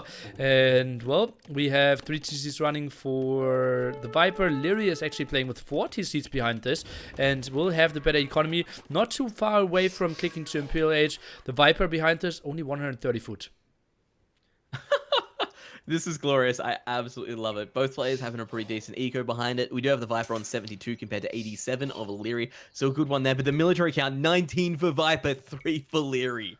Oh god, Those yeah, Eagle but Warriors. he doesn't want to go for Oh. more at the moment. Lierey's completely fine. And what is he going for afterwards? It kind of has to be Arbalest plus Champion, right? Essentially, yeah, to deal with the Eagle Warriors, get a little bit of siege behind that so we can actually start pushing out across the map, potentially, even pushing towards Viper's base. But yeah, that pretty much has to be the mix right now. Oh, Viper even saving his monks there. So the 3 light cav didn't get the kill in. Slight misstep maybe by Liereyy if you want to call it that way, but would have been a 6 snipe as well. The Viper, nice protection there. He will in the end get 3 relics. He will go up to Imperial Age even before Liereyy, which is quite surprising to me. Was Liereyy missing the buildings again? He shouldn't, right? Oh yeah, rush out the university. Ugly. Yeah, not as like clean as we would like to see. So just a recap on the relic situation. It looks like Viper will be pulling these 2 back. So we will have 3 relics for a Viper, Liereyy on 1. And that's at 6 relics, so it's basically 4-1 again for everyone who Essentially, yeah. was searching for the 4th relic, 5th relic. It is there. We do have the double archery range coming up on the front from Viper now. Both our players on the way up to Imperial. Liereyy is throwing up that castle at home a little bit more defensively. Viper, though, looks like he's happy with the map control he's got with those Eagles, and he's ready to start pushing in and kind of taking advantage of this front. Elite Skirmisher comes into play for him as well. Obviously, Britain's, it's going to help at some point, right? Yeah. So, what is the army composition of Viper going to be? Attel, Skirms, and Eagles? It looks like Viper indeed is going for Longbowmen and Champions. I think he can sit back here. I think he can make it a long one. And he is a bit slower with this army composition, but then in the end should be stronger in my opinion. Yeah, and I think the first kind of couple of engagements are really going to set the pace here. As soon as we know kind of who's in the situation where they have the push and pull, that's where we'll know exactly what's going on. We've got those extra barracks getting thrown up from Liereyy, like you were saying, champions for him, obviously. Get some longbows behind that to really kind of bring the pain, I guess. But those Eagle Warriors right now, it's just going to make it very, very hard for Liereyy to kind of move out from his base. The good news is he's got that huge range, so he can kind of find an opening relatively easy and just push Viper away. Yeah, I'm not sure how many longbows he can actually do because they aren't great against eagles or skirmishers. I think they're in addition against the Viper if he wanted to go for, well, champions himself, which doesn't feel too great against Britons. Yeah, I think that's the thing to kind of keep in mind there. The Britons, they're going to cut through those champions relatively easy. But I guess it's just a wait and see moment right now. We've got Viper putting down his castle towards the front here, really looking to solidify that extra stone and gold that's sitting towards the middle of the map. And what do we got from Liereyy? Liereyy puts up a castle towards his extra gold just outside of his base as well. So both players just trying to lock down these resources as best as possible now. Yeah, that's kind of open even. The Viper very slowly building his castle with only 1 villager, wants to get the military count up, knows that he doesn't really have the resources to go for too much. Now tags into champions as well. And, well, if we get into Garland Wars champions against champions of our Britain player, then again, Liereyy will need to add a lot of range units. Absolutely, and I think that... what? I'm just kind of trying to figure out how we can actually play in against this really well with the predictions that are coming in. Because Lierey's got that champion out. We've got the Eagle Warriors already behind this. The skirm numbers are starting to build up behind it, of course. We've got all the tech coming in for both our players. More barracks getting thrown down for Viper as well. Looks like he just wants to have some insane production behind this. Just to be able to throw units at Liereyy and just starve him, I guess. Liereyy at the moment 25 more villagers, so starving him won't be that easy. Now moves out to go for some stone. He will have his gold. Extra gold spots on the map.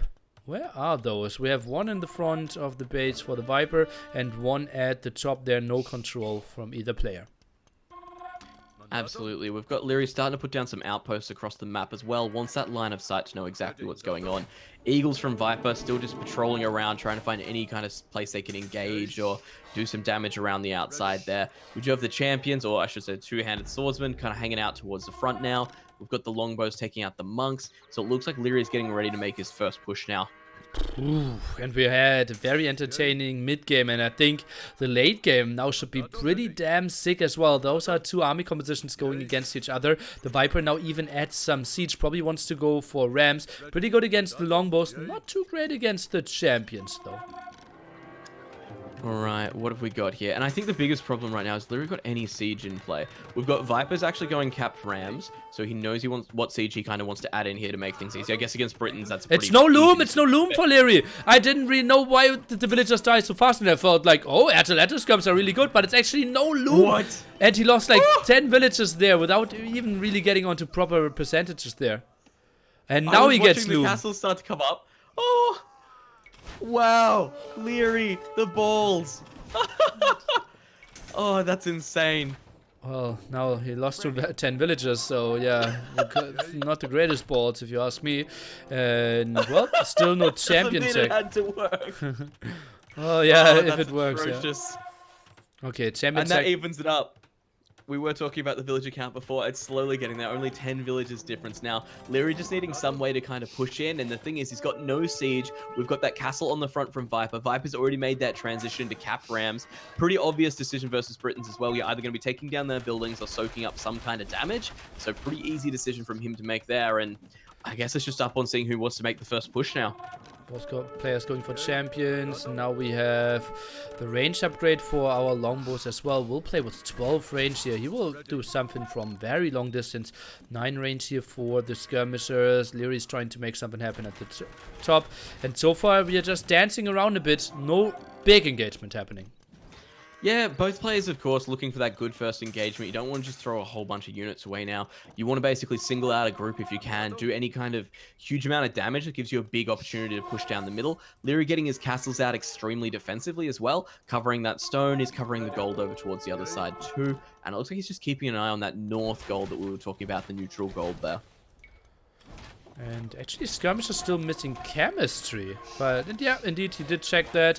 Rams now, siege rams are getting researched, or yeah, and Liereyy, he feels like okay, that's a good spot to push in. Doesn't see too much to counter his champions at the moment. Alright, what are we seeing here? So we've got the skirmishers trying to pick any units they can. That massive range of the longbow though, just helping them pick away at any unit that's around the map.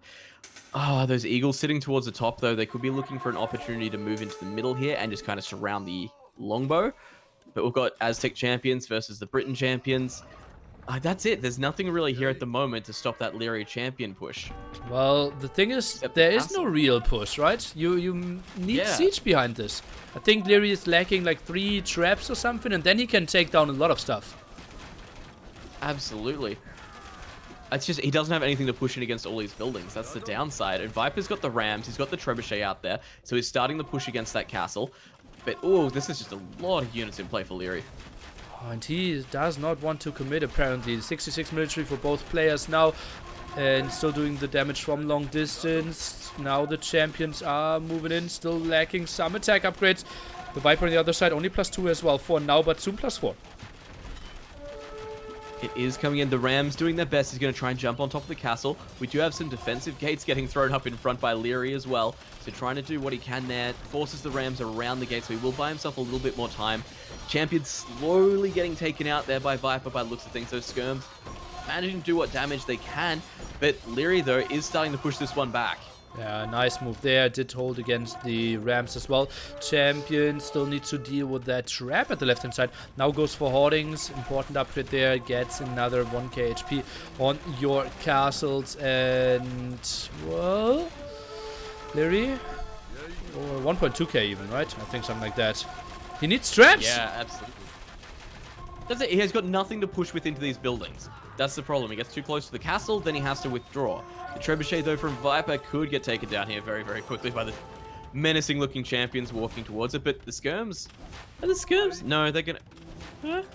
Sorry, I'm just watching those champions kind of try and make the decision on it. However, on the other side, Eagle Raid. Oh, that's pretty sexy. We have normal Eagle Warriors, non-elite there. We now have Garland Wars being researched, and that was a solid 10 villagers going down, and Viper using his Eagles, yeah, last moment there. That was nice. He's been holding off on those Eagles towards the north side for so long there. To dive in and get the kill like that, Beautiful. Love the patience. But the champions, of course, going to be up to that tasty +8 attack versus, of course, Lierey's champions, who are currently actually only on the +1. Yeah, that's lacking some upgrades for sure. Longbows behind this should do a good job. Lierey's trying to force this one down. As long as the Ram dies, those longbows will stay active at the moment. No one really attacking the Ram though. Ram even tries to go for the traps, gets one hit off. And yeah, the champion line at the front just vanishes for both players basically. So many Atlatl skirms and elite longbows behind this. Damage output is surreal. We had that Siege Ram trying to get some damage on the trebuchets there, not happening. But like you were saying, this is basically the champions just getting thrown into the middle. Someone's eventually going to make the push through. Viper was adding in those Rams, so it means he does have a lot more defense against the longbows. But with those trebuchets now, Liereyy can actually start pressuring this huge buildup of military buildings from Viper. Okay, now we see the champions dying. Longbow count still pretty damn scary. Finally, we see more attack upgrades. What do you think about Liereyy maybe even adding some light cav? Could that be an option? Considering how quick the champions are melting right now, yeah, absolutely. Get on top of the skirmishes, try and do some damage. Obviously, the skirmishes still having no minimum range, but once the light cav is on top of them, they'll be able to kind of just dominate them very, very quickly, and I guess it kind of frees up the champions to kind of push a little bit further. Oh, did we get Warwolf here? Let's take a look. The connections there, and yes, we did! I completely missed that. That makes the skirmishes so much less efficient as well, and the traps so damn scary. I love that technology so much. It's just so effective at dealing with tightly clumped units. Like, it's nice to have trebuchets that'll take out the buildings, but when you can rely on them to kind of take out these groups of units as well, oh, beautiful. Beautiful indeed. Look at all those dead bodies in the center of the field here. We have more traps, and indeed we have some light cast. We now have the stable switch here by Liereyy. He sees, okay, only skirmishes against me. I will have the answer for that. And Liereyy looking to kind of lock down that north gold as well. Starts to throw a town center up on that. Viper diverting a couple of champions to contest that one. But as you were saying, Lierey's composition now is just starting to look pretty tight. Yeah, pretty sweet for sure. No one really having the neutral resources in the center. The one at the top, as you said, contested. And Lightcav are now coming over. How are the upgrades looking there? Okay, no defense upgrades. Well, that doesn't make me too happy here for the Lightcav. Look, they're going to do the best they can with what they've got. Right now, though, they're not going to get very far, especially versus the amount of numbers we have on the field. The only thing I'm worried about is Viper's starting to get those champion numbers back up, and Liereyy doesn't have actually anything to throw at it at the moment to stop that bulk. The Rams are going to move forward on top of the buildings. He potentially could gain some ground here. And then I'm just worried that there's no bulk in the army for Liereyy. It's just like in life. It's not about what you have. It's about what you do with what you got. Absolutely. That's how the Lightcav are dying. Because they don't have anything. Honestly, like, no defense upgrades there, and the skirmish is just melting through them. And now the Rams advancing. Liereyy 20 population behind. Like you said, they're doing their best to get in there, but there's no bulk right now. Viper's champions are just standing back. He doesn't feel the need to push them into the fight. He can just hold on to his gold units now. Skirmishers just cutting through those light cabs so easily. And then we have the Rams. It looks like Viper's actually going to start focusing attention to the castle on the other side with some Rams already on the way. And I don't think there's going to be anything over there to be able to deal with this. Oh yeah, Lierey's so out of position. He needs his traps in those fights now. And well, some champions being sent over. Liereyy has a lot of HP on his castle, so that's not too bad. But we will lose some HP. And Viper will free up the gold at the top. Pretty good spot for him. And remember, he still gets more gold from his 3 relics against the 1 of Liereyy.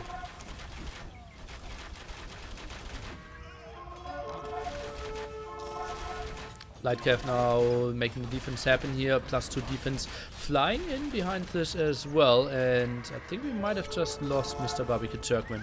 No, I'm back. We had a little bit of a robotic section there, so I decided not to talk in it for the viewer experience. Oh, but over towards this north side of Lierey's base, the castle is getting... Oh, man. That's so rough. It's getting taken down so quickly. We have the Rams on top of it, of course. The champions there with the massive +8 attack. Villagers coming out versus the champions. Not what you want to see. Huge bulk of longbows still towards the center there for Liereyy. They will start damaging those champions, but is it too late? Oh man, and whoever wins this series in the after interview, I will have to ask them how to properly play this army composition, because it feels like both players are kind of playing it right. But how do you really get an advantage here? Or the Viper now with a big side attack here. The castle very low on HP. The traps are going down. Oh god, Liereyy needs to run here. Viper is doing a great job just dictating this game. He pushes one side, and he knows how immobile the big force of the longbows is right now. So he's just pushing side after side, doing what damage he can, pulling Liereyy out of position, and really hammering that advantage as much as he can. This is absolutely great to see from him. It's just great gameplay and situational awareness. Oh man, and I absolutely love this about this tournament. If you win your home map with your home civilizations, we will always go into game number 7, and then it actually comes down who won game number 1.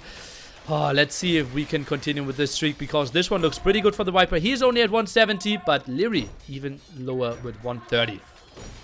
Oh, man, that's such low pot for Liereyy. He's just holding on to this longbow count at the moment. But Viper's just cleaning up around the edges. He now has access to all the extra gold spots on the map. I think Lierey's completely out at this stage. So really holding on for him, especially with only the one relic, this is a huge deal. He just needs to put out some trash to deal with this, put it in front of the bulk, but I don't think it's going to happen. I don't think it's going to happen either. G to the G here. The Viper will take his home map. Liereyy, even with the higher score, has to resign here. He has the better KD because so many skirmishes were lost in those fights.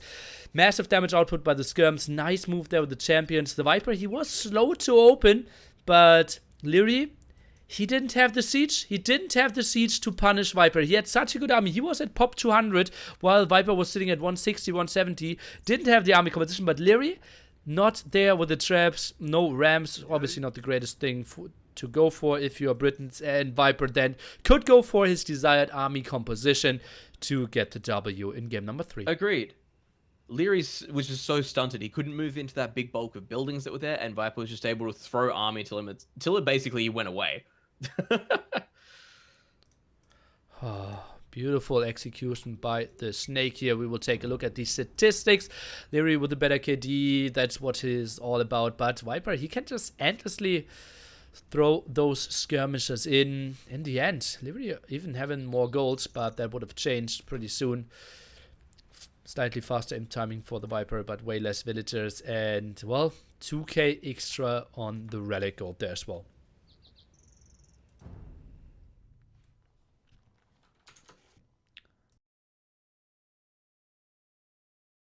Thanks for the host. Ni hao.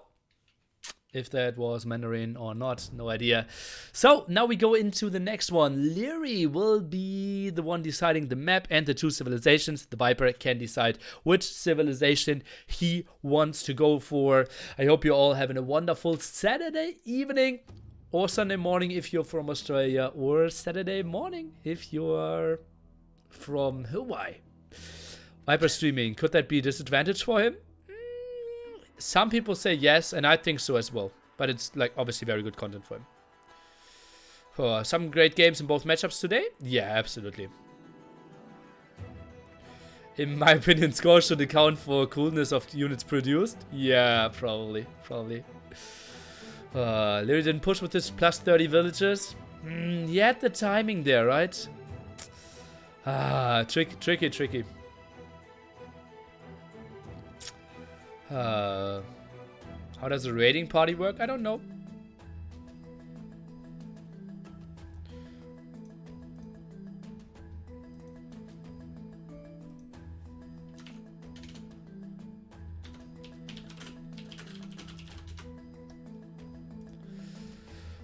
I never thought skirmishes could be this strong. Well, Attel skirmishes, right? +1 range, +1 attack for Aztecs.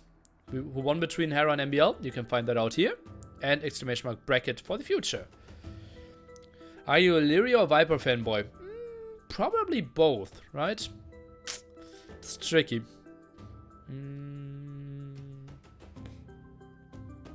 Probably more Viper, but it's close. Do you agree with the scout play from Liereyy?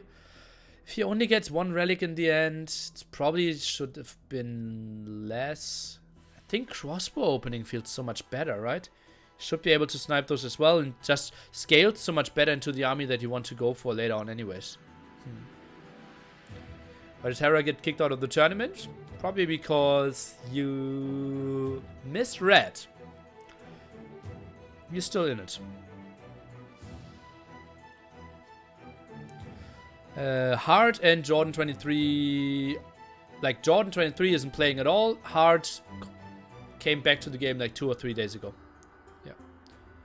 But Expos meld against the Eagles. That's why you build champions. If he has one castle for the trap production and plays Arbalest champions, I think his eco advantage is so much better. But that's just me. So we have...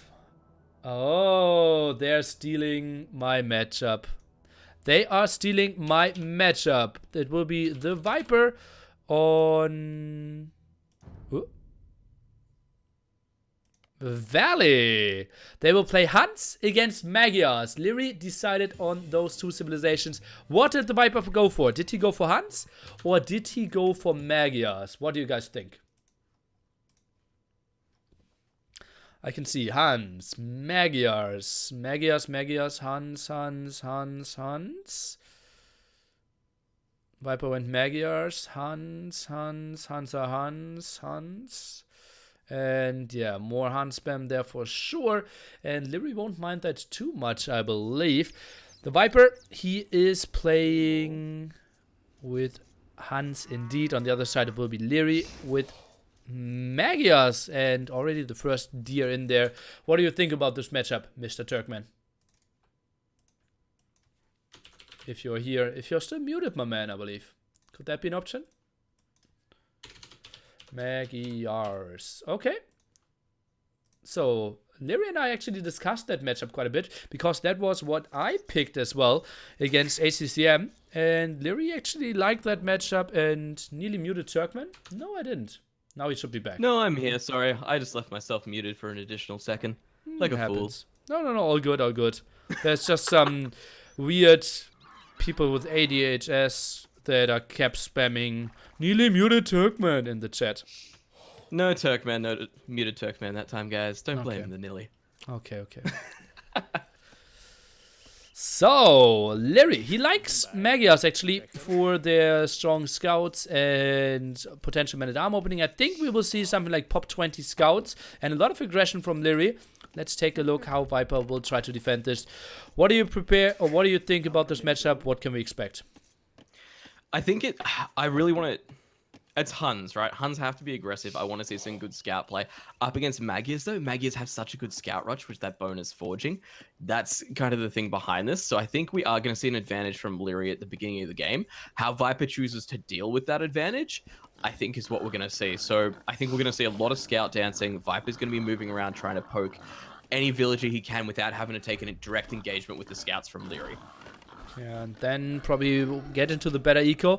I think early Feudal Age is really the time where Magyars shine and where they need to do the damage. Huns, as you said, not taking any engagement, maybe some defensive spearmen, trying to buy time, and then probably try to make something happen with mass CA. Could be an option here in Castle Age. Agree entirely, and I think that's going to be the big part of this. If this is just a full-on scout engagement, unless Viper has a number advantage, it's pretty much Liereyy walking away super easily from it and safely. Whereas if Viper can if both of them are in each other's bases, just trying to poke away at villages, obviously Magyar's still going to have an advantage there if they can get the hits on the villages. And I think that's what we're kind of looking for here. It could just turn into a full scout micro war in each other's base. Oh, we will see. If we go into mass CA later on, Viper could also go for Tarkins, but that's very far in the future. Remember that there are no extra golds on this map, right? No, there are extra golds. Yep, indeed. And so that could be important when it comes to map control. We've seen more and more that people kind of ignore the center, not really going for the deer here, and we are seeing the same again here. But Liereyy, he's actually pushing the deer from the center, or what? No, he's not. But oh boy, his boar was super unfortunately positioned. It was some great blocking by the scout, though, means he'll get that one home nice and easily. Doesn't need to delay for loom or anything. So some good play by him. Oh god, that was unfortunate. Oh no, some not good play at all. Oh, what happened here? Not good play at all. I take that back. Oh, shooting over the wall, and oh god, what happened there? Did he only click the villager that far, or did he click on something else? Oh, that hurts. Yeah, that's not what you want to see, especially at this late game in a tournament versus such a strong opponent. Especially when you should have like the early game advantage. That hurts. Oh, and now he goes on to the second lumber camp. We'll play pop 20. 20 here. Wanted to play pop 21. Sadly, though, that one villager. Oh, that's such a shame. Hopefully, it doesn't make too big an impact, but losing that early villager, it's just such a stunt. Viper. Woodline very compact here at the left-hand side. We'll go for 10 villagers onto wood there. Probably pulls another one, pushes some more deer. Both players very greedy, very little scouting, and they should be pretty fine with the scout production. Yeah, Viper's starting to go for those big walls around the side of his base there. I don't think we've got the same thing from Liereyy quite just yet. No, he's relatively happy playing this one open for now, but Viper's starting to get those big palisades up, so he really wants to deny any kind of ability for those scouts to run and essentially hit and run against any of his villagers. Barracks comes down from him as expected, and we should be seeing the barracks from Liereyy any second. Yeah, and both players just so little vision. It's crazy. Like, completely ignoring any scouting, now going for some more walls, and yeah, will control the map quite nicely. More deers even being pushed in. If it wasn't for that one villager loss, I think Liereyy might have the advantage with how we are building this one up. Now, let's see what he can make happen. If he runs across with a couple of scouts, gets the villager kill, and gets it back to even nice and quickly, that's perfect. And with Magias, with the extra bonus on the attack, the +1 forging, which comes in pretty much on hitting Feudal Age, that's where he's in a good spot. But if Viper plays this defensively like he's planning with the way these walls are going up anyway, it's going to be hard to kind of stay on par. Especially with Huns as well, like building their scouts so much quicker from the stables. The Viper now trying to scout over the other side. We're going for double bit X. I wouldn't be surprised to see horse color from both players as well. Then go into some farming, and yeah, both players should just go for massive amount of scouts. Liereyy walling in front of his berries as well. All looks pretty standard. Yeah, I wouldn't say there's anything exciting. Apart from the 3 gold players around the players, we will have one to the north and south along the dry river there. So map control as it comes to late game a little bit more important, but for now, it's just going to be all about running into base, trying to do whatever damage you can. Viper getting that scouting information, he knows where the walls are. Lierey's starting to get the rest of his walls up now, still relatively open towards the back, however. Wants to trade off some HP, now needs to run away, gets another hit off, and yeah, needs to regroup. He can go for a lot of spearmen as well. Pressure those berries quite nicely. Absolutely. This is actually a map where I have seen a lot of people really kind of dedicate into spears, especially when we see anyone go for the middle, which hasn't been the case this time around. But being able to deny any kind of a scout engagement here, huge. Well, we will see. Liereyy, the guy is still not fully walled. The Viper is trying to make something happen at the bottom there as well. Liereyy sees, okay, left-hand side, no good news for those 2 scouts that were hungry for some villager kills. Too many walls from Viper straight away, and we've actually got the scouts defending this villager that was going for the extra palisades down towards the south, so it does make things a little bit easier from him, and they just scare off those scouts from Liereyy straight away. We've got 3 spears already in play, one relatively low HP, but it looks like they're looking for some kills here, but Liereyy looking good with that micro and pulls them out of there straight away. Yeah, no surprise there. And, well, we said Liereyy, he needed to make something happen early Feudal Age. Now he is completely walled, which is fine, but didn't we want to see more aggression, more stuff happening for him? Because we feel Huns, they could be pretty good with their CA and Castle Age. Oh yeah, but I think the problem right now is Viper's played this so defensively. He's left his army back at home. Anytime we've seen those scouts try to push in from Liereyy, he's pulled them. We have all the spears in play as well across the front, pretty much setting up a big divide for him. So it's one of those things where he couldn't really just dash in and go for any damage. And maybe? archery range transition there from Viper now. Maybe if he went for more spearmen though. True, well that's the thing, right? If he goes for those spearmen, he's got that bulk to put in front of it. Then he could kind of dart around. I guess, no, very true. And also, like, better spearmen for Magias, right? +1 attack Absolutely, there. In a extra war where we +1. only have 3 damage output, that's actually 33% more. Viper now goes for some quick walls there. Nice block by Liereyy. Dives in there, and that could be 1-2 dead villagers. Let's take a look. One actually survives. The other one will survive as well. Oh god, Viper actually gets out of there with 2 scout kills. He shouldn't lose anything.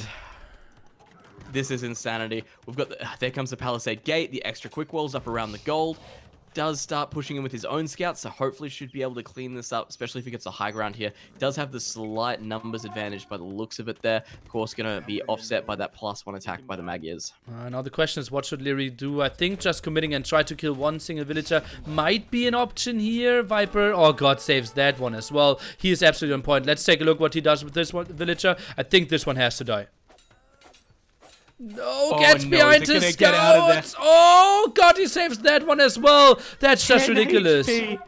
Oh, how did Viper not lose a single villager? There were 6 scouts basically knocking at the door of the berries and not a single villager died. That's just insanity to see. And amazing use of quick walling, unit placement. That was just absolutely stunning. The fact is transition into the double archery range blacksmith behind this as well. I think we've got Liereyy just putting up his blacksmith now. Oh, that's just insanity of what we were looking at. Liereyy just about to click up to Castle Age. Viper's still a little bit further behind. And Viper clicks Bloodlines? What? That's super bad. Interesting. Why is he doing Bloodlines against the guy who's fully walled? Oh, he wants to tree hop. He wants to tree hop between the barracks and the stable. This is... Oh, boy. Oh, that's super crazy. Now, this is a crazy technique. It's so rare we see this one. And it's done. They're in. I think Liereyy forgot his extra building as well. Oh, no. He has the archer range and he has the blacksmith. Viper is moving in and that's why he went for Bloodlines. He will make something happen. That will be some dead villagers. Archers are in there at the left-hand side as well. Oh, man. Liereyy tries to power up the tower as quickly as he can. Scouts just jump on top of it straight away. That massive extra 20 HP boost. They just want to go for the kills here.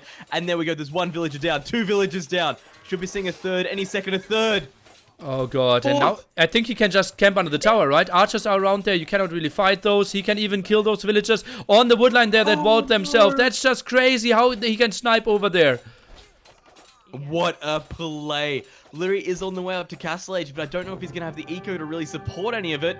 And the answer is he doesn't believe so either. Oh god, the Viper seeing the opportunity there. The villager wasn't even pulled back. He just saw, okay, that's 1 tree, and the Viper just went for the kill. And I said, like, Bloodlines, that's so dumb. He will never get in. But he saw the opportunity that I didn't. Here's the lesson, man. You can't use those little trees as part of your wall.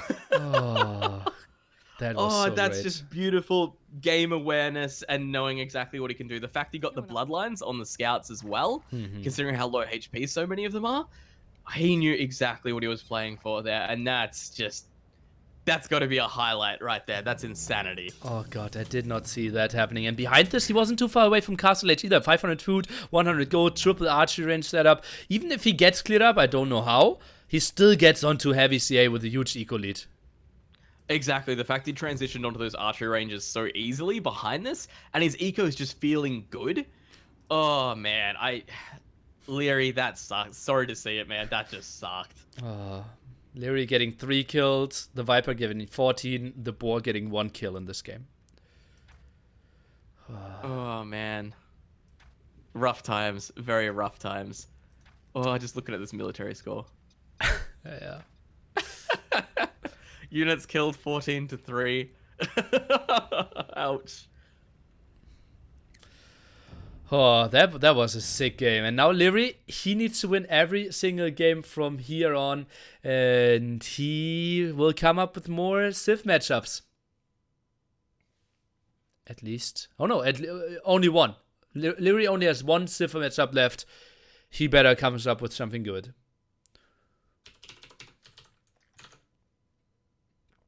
Oh, okay. Whew, the Viper looking sharp in this one. There was a hole anyways. It looked like it, right? I mean, don't even know. I think it felt that between the stable and the palisade there was a hole as well. But those scouts ran in quite quickly. Yeah, might have been a hole anyways. Yeah, but like with the hop there, it was open 100% sure. Whew. There was a hole there anyways. Yeah, might have been. Yeah. You both are doing a great job casting. Thanks, my man. Tree hop. Yeah, Turkman so hyped there as well.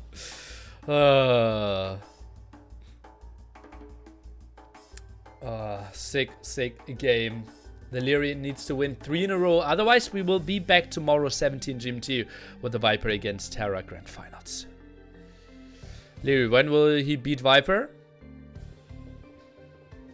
If he wins 3 games.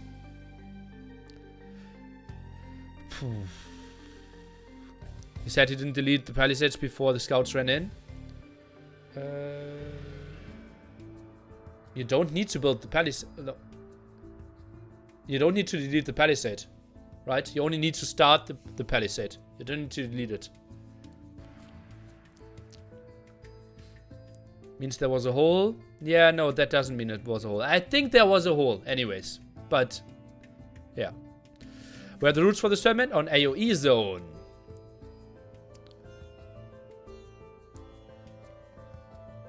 What are the settings for the finals? Best of 7.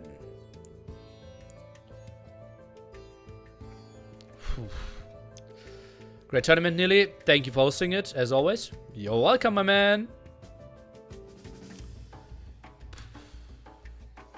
Barbecue Dogman gave a high-pitched laugh that sounded like the 11 taunt. Sounds like him.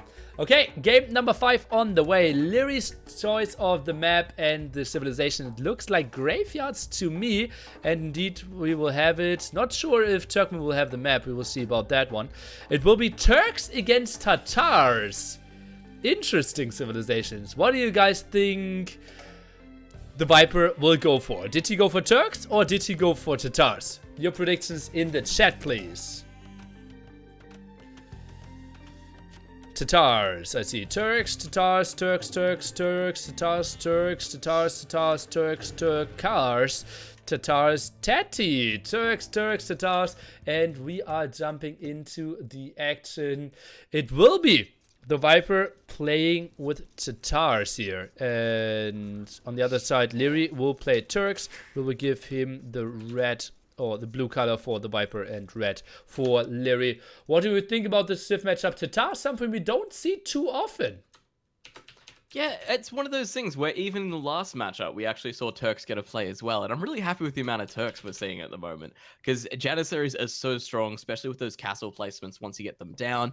So it's one of those things I'm really, really happy to see. Tatars as well. This is nice. They had a huge amount of play kind of towards the start. Same as humans really because of the step lancers. Exactly. Okay. Yeah, but now step lancers are way worse. I honestly think, in my opinion, Tatars might be the worst civilization at the moment. I absolutely hate to play with them. Goth are obviously super bad as well, but for me, Vietnamese are clearly better than Tatars. Very much so. So, let's have a look at the map. So we're on graveyards as well. A quick little one for everyone. Quite hilly overall. Lots of trees around. Very, very easy to wall your base off generally in your little kind of area. A couple of piles of gold around the map and quite a few relics, which is the other part of this map that makes it quite unique. Indeed. 11 relics in total. That means sitting back in Castlage behind walls just means your opponent gets all the gold and gets all the relics, something you cannot afford to let happen. And the Viper, what is he doing with his... Oh, Boar is very far away there. Oh. What have we got? So, managed to get it in relatively easy, which is good.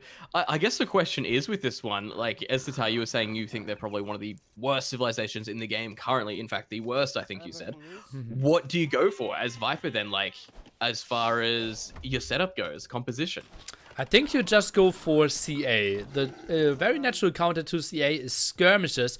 And Turks, they don't have elite skirmishes. So I want to see probably transition to that. You also want to use the hill advantage, so your mobility is really nice. Also getting Patreon tactics. I think that's probably the thing that, yeah, just goes best with them. So if that's the case, would you just go straight into Cavalry Archers on Castle Age, obviously abuse that 3 Parthian tactics, and just try and get map control with that and really just restrict your opponent? Yeah, I think something like Drush FC, double archer range CA would be my go-to strategy here. No, that sounds absolutely perfect. It just makes use of so many of the bonuses they have, even if they aren't one of the more powerful civs at the moment. You can at least try it as best you can with that. Yeah, and obviously we behind the scenes, including me and Turkmen, are working on making the Civ a bit more viable. We have a Discord group where we discuss a lot of ideas, and Turks, oh no, Tatars is on our list there. Yeah, that's the thing. Like, Turks aren't in, like, the worst spot in the world, but Right now, Tatars, Vietnamese are kind of the ones that are really getting like a lot of focus. I think even Goths are going to get a little bit as well. Goth are so bad. Oh man. So it's about trying to keep it up, because at the moment we've got so much ability to really kind of rebalance the game and just get everything as sorted as we can and make as many civilizations viable. So that's absolutely perfect. That's what we're really looking for. Yeah, the problem is then if we get the 3 worst civilization on the field, then we have 3 new worst civilization, and then we need to address something like Turks, we need to address something like Teutons, and I heard Burmese are like super bad on low levels as well. There you go. That's really interesting. But yeah, it's one of those things where we can just play that dance for as long as we want at the moment, which is fantastic. Like, being able to constantly improve the balance in this game, it just creating an evolving meta as well has been just amazing for the Age of Empires scene in general. One of the other streamers is asking me if that's a bugged map. No, it is. They aren't using the newest version, but also the right version. Do you have it, Silent TV? Otherwise, I will send you the map quickly, if you can't spectate the game. Trying to fix that. Someone from the Spanish streaming community. And otherwise you can just copy it and rename it to the smaller...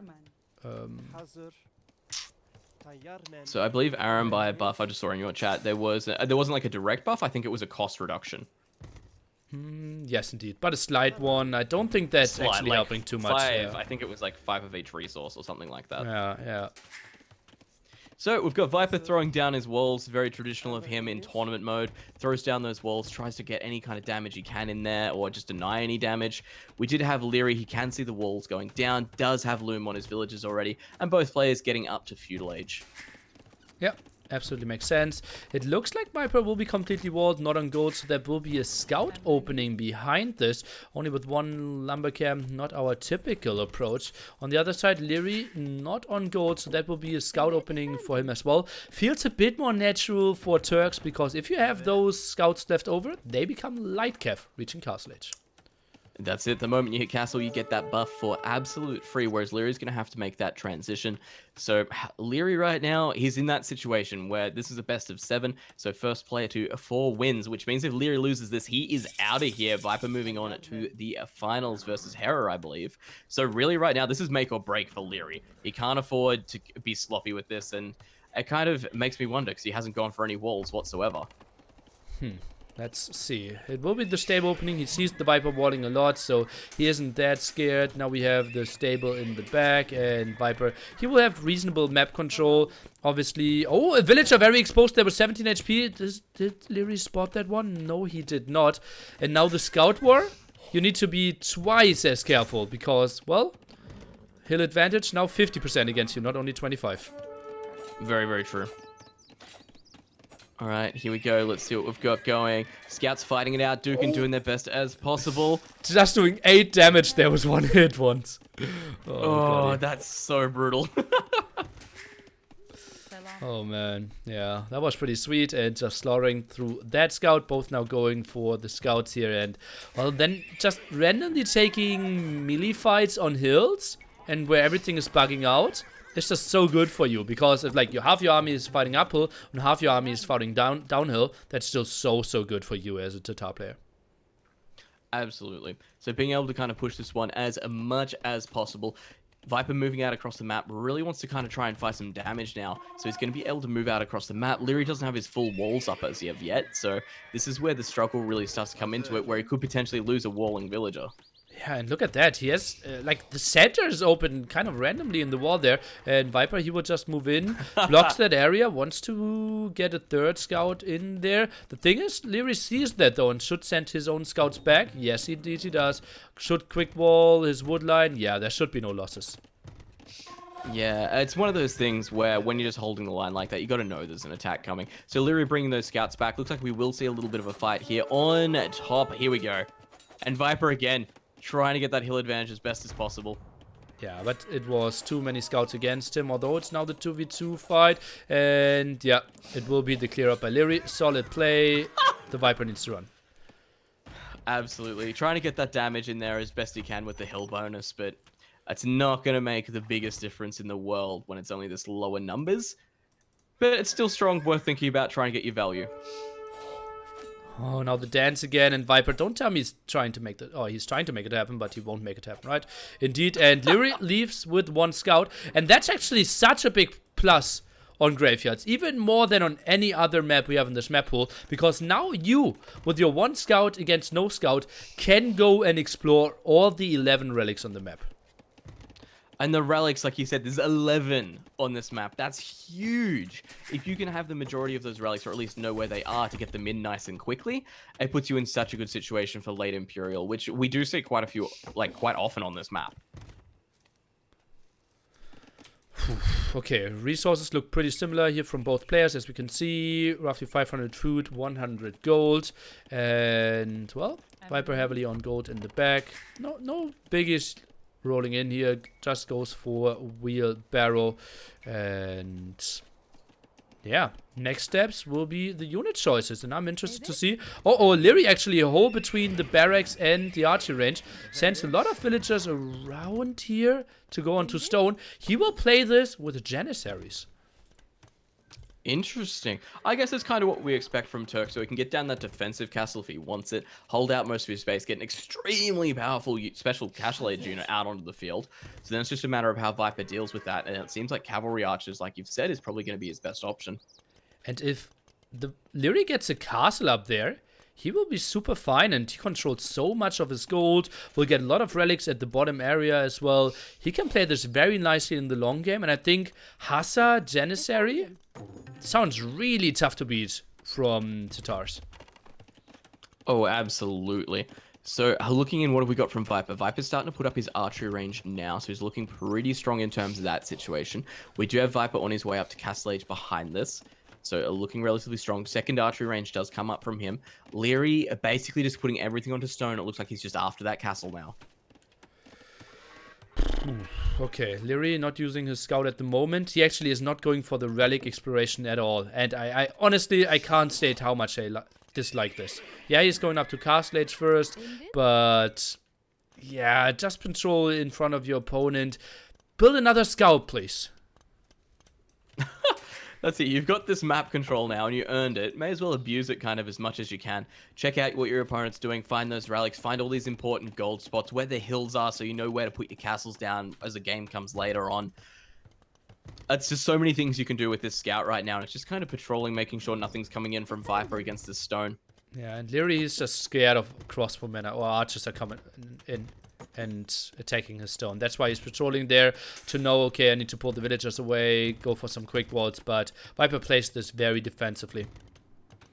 Yeah, and goes for a third archery behind this as well. He is really? going to go for those cavalry archers and just push across the map with them. Oh, but honestly, against a defensive castle, that's kind of the worst thing you could go for. Well, that's it. If he goes fully into military and can't make any of it work for him, that's where the trouble is. I guess he can kind of try and push towards these lumbers and the gold in the back, depending where the castle comes up, but I guess it's just a wait and see kind of thing from here and see if he can actually make this work. I also would love to see Liereyy now scouting the front to see the army move out.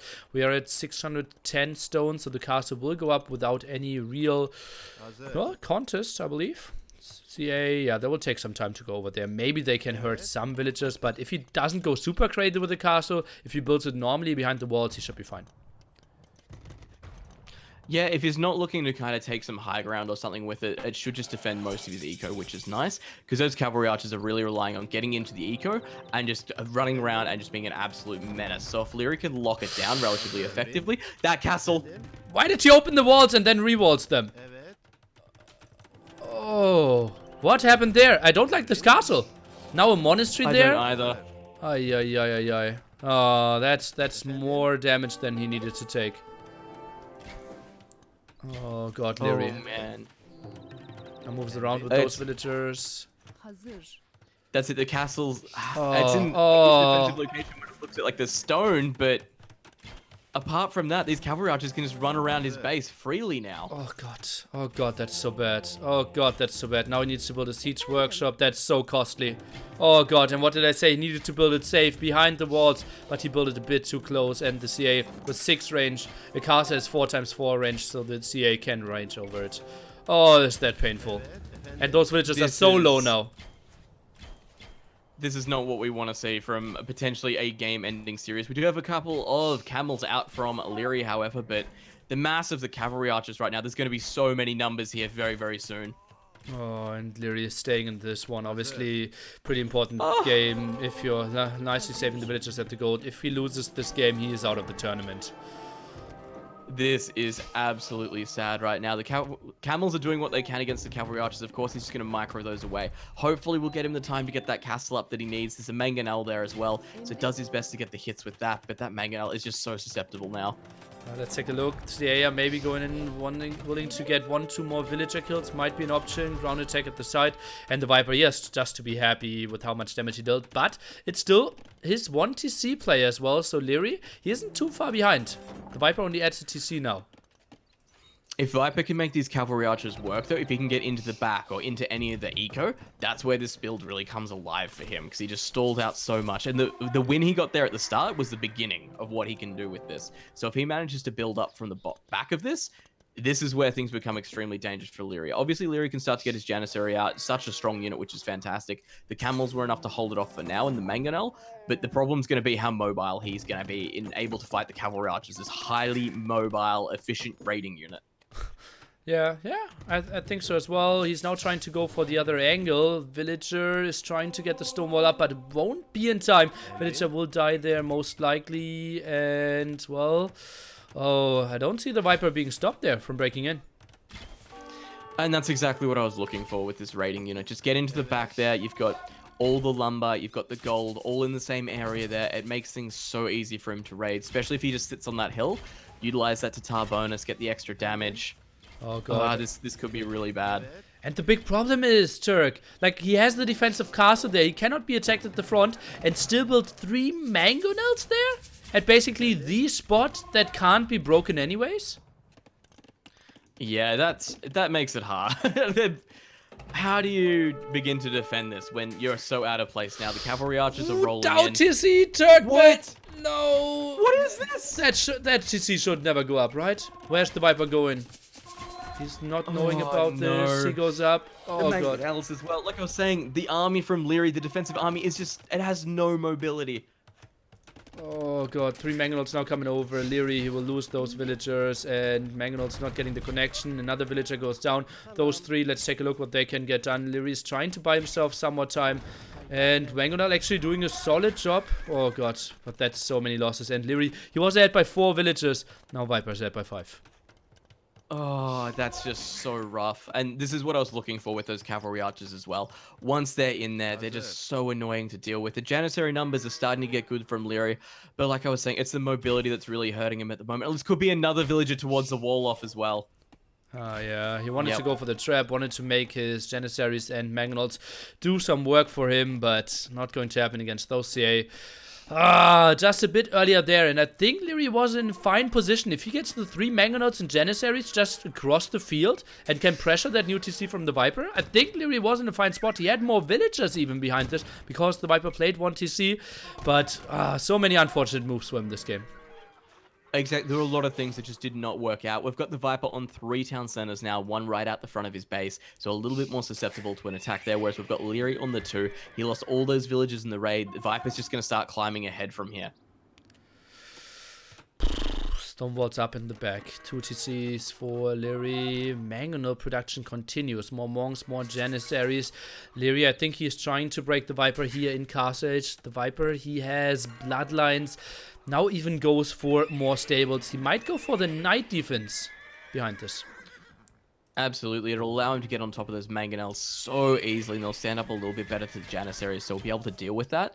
Whereas it looks like Viper's looking for another push here, snags a Janissary, might even, nope, Liereyy micros that second one away. Very good play by him, but there's just so many mangonels from Liereyy. And this is something I've started to see from Liereyy a lot more as well. He will go for a huge amount of mangonels and just push your TCs into the ground. Let's see what he can do. He is 6 villagers behind. Absolutely okay for him at the moment. He just needs to make something happen. Conversion finally happens there. Mangonels, can they get the ground attacks? Oh god, CA are very tied together at the moment. Oh, those mangonels. There's so many there against the cavalry archers. It really stresses me out. We've got Viper going in for chain barding as well. So he will have that extra armor on the knights. And they're probably just going to be a dash and hit on top of the mangonels. He's actually Ooh, going is for that step step lancers. Okay, interesting. One knight, some step lancers. Janissaries moving forward. We need some more monks, I believe, for some conversions. All right, let's have a look here. We do have this push coming in from Liereyy with the 5 mangonels against the TC. It will not stand up for long against that. Viper will need to find a way to deal with this. Hides the step lancers across the map. And oh, is he running around with the cavalry archers? Is he going to try and flank this? No, he's trying to get intercept reinforcements. Oh, yes. We'll get the mangonel there Beautiful. quite nicely. Gets the CA, gets the monk behind there as well. Well, and that makes the push so much slower. Now step lancers coming from the top, CA coming from behind here, going for the full wraparound. Do we see some mangonel shots in the back? They're not really going to happen. Step lancers are coming in as well. The CA are getting the clear off. This is just brutality. All the mangonels taken down so easily by the step lancers. The full surround, like you were saying, on top of the Janissary. Cavalry archers throwing him from the back. Oh. And that was enough. Liereyy didn't even know that he isn't that far behind in economy. The Viper went for such a big move there. And, well, that was just the side attack that he got in and denying that castle at the front end. The defensive monastery, defensive siege workshop. He couldn't play the game that he wanted. The castle just a bit too optimistic there. And, well, GG, well played. We'll have the Viper against Sarah in the final for tomorrow. That was absolutely stunning. 3 archery cavalry archers. I love that build so much. It takes me back to like 2011. Yeah, well, in Master of the Huns, those were the games for sure, and just spamming massive amount of CAs everywhere. But yeah, that was a beautiful play and a beautiful engagement there as well. Did get all the mangonels. Liereyy with a bit over an extension. Yeah, that was absolutely stunning play from the Viper. I'd say he made pretty much all the moves right there. And Liereyy, he played well. He just got punished on every little mistake he made, sadly. Tomorrow we will be back with Mr. Dave. 2-1 KD here for the Viper. Largest army there as well. Did get the nice wraparound. And as you can see, resources were actually pretty close together. And that's what I was talking about. It's just some of the decision-making that really hurt him. Where he placed that castle, the fact that those units got through into the back, the fact he threw that TC down, as the fact that cavalry archers were in his base. Stuff like that just made things just absolute hell on earth for Liereyy. 4 relics behind this for the Viper as well. I didn't even catch that. Sick. How did he make that happen? Super active behind this. He's everywhere. Always just absolutely everywhere. And the way he looks at a game is just insanity. Oh god, what a beautiful play. And well, Turkmen, do you want, like, I will ask the Viper for an interview behind this as well, and you can prepare your masterful questions. All right, let me think. I'm gonna open my notepad and we'll figure it out. I think the arena game is really interesting. I want to know how Britain should be played there.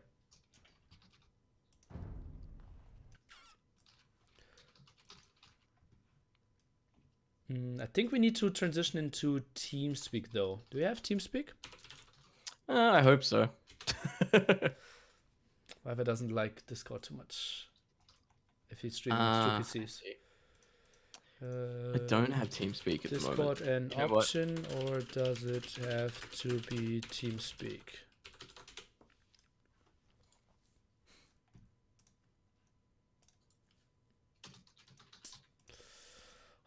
Strong performance by the Viper.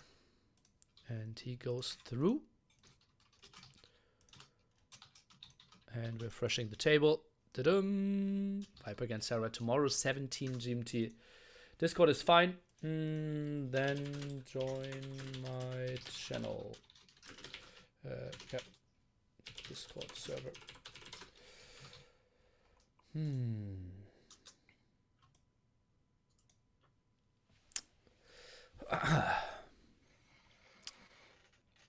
It will be best of 7 tomorrow indeed, guys. I thought about making it best of 9, but honestly, best of 9 is just so long in one sitting. That's just crazy.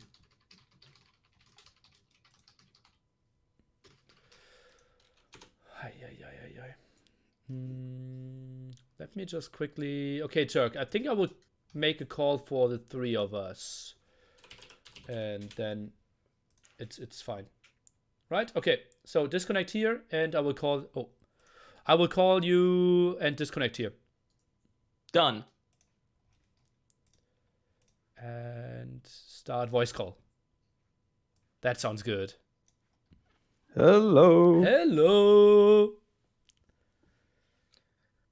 All right, I'm trying to think of interesting questions. If anyone wants to jog our memories in the chat as well, feel free. I've got Tree Hop. We've got the Arenaverse Britain's composition question, the late scout transition we saw on Serengeti, and his thoughts about that. Okay, well, let's start off with the typical caster questions. You just won against Liereyy.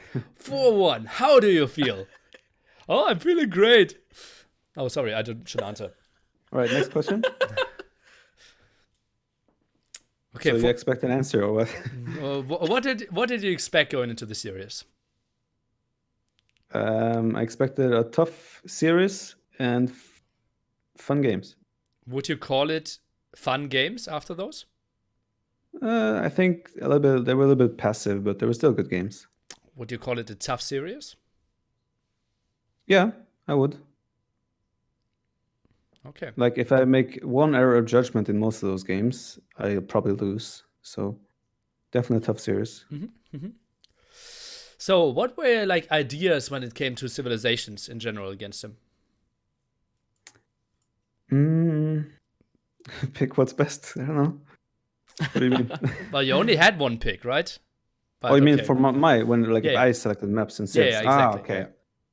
I haven't really thought about anything, but I would rather say I would just pick maps that I think are good for me, and then Civs kind of what I feel like there. And then it also depends. If I feel like I'm playing great, I will probably pick different Civs than if I feel like I'm playing worst. So today I felt like I was playing good, so I went for strong Civs and tricky composition. Okay, and what civilizations do you go for if you feel worst?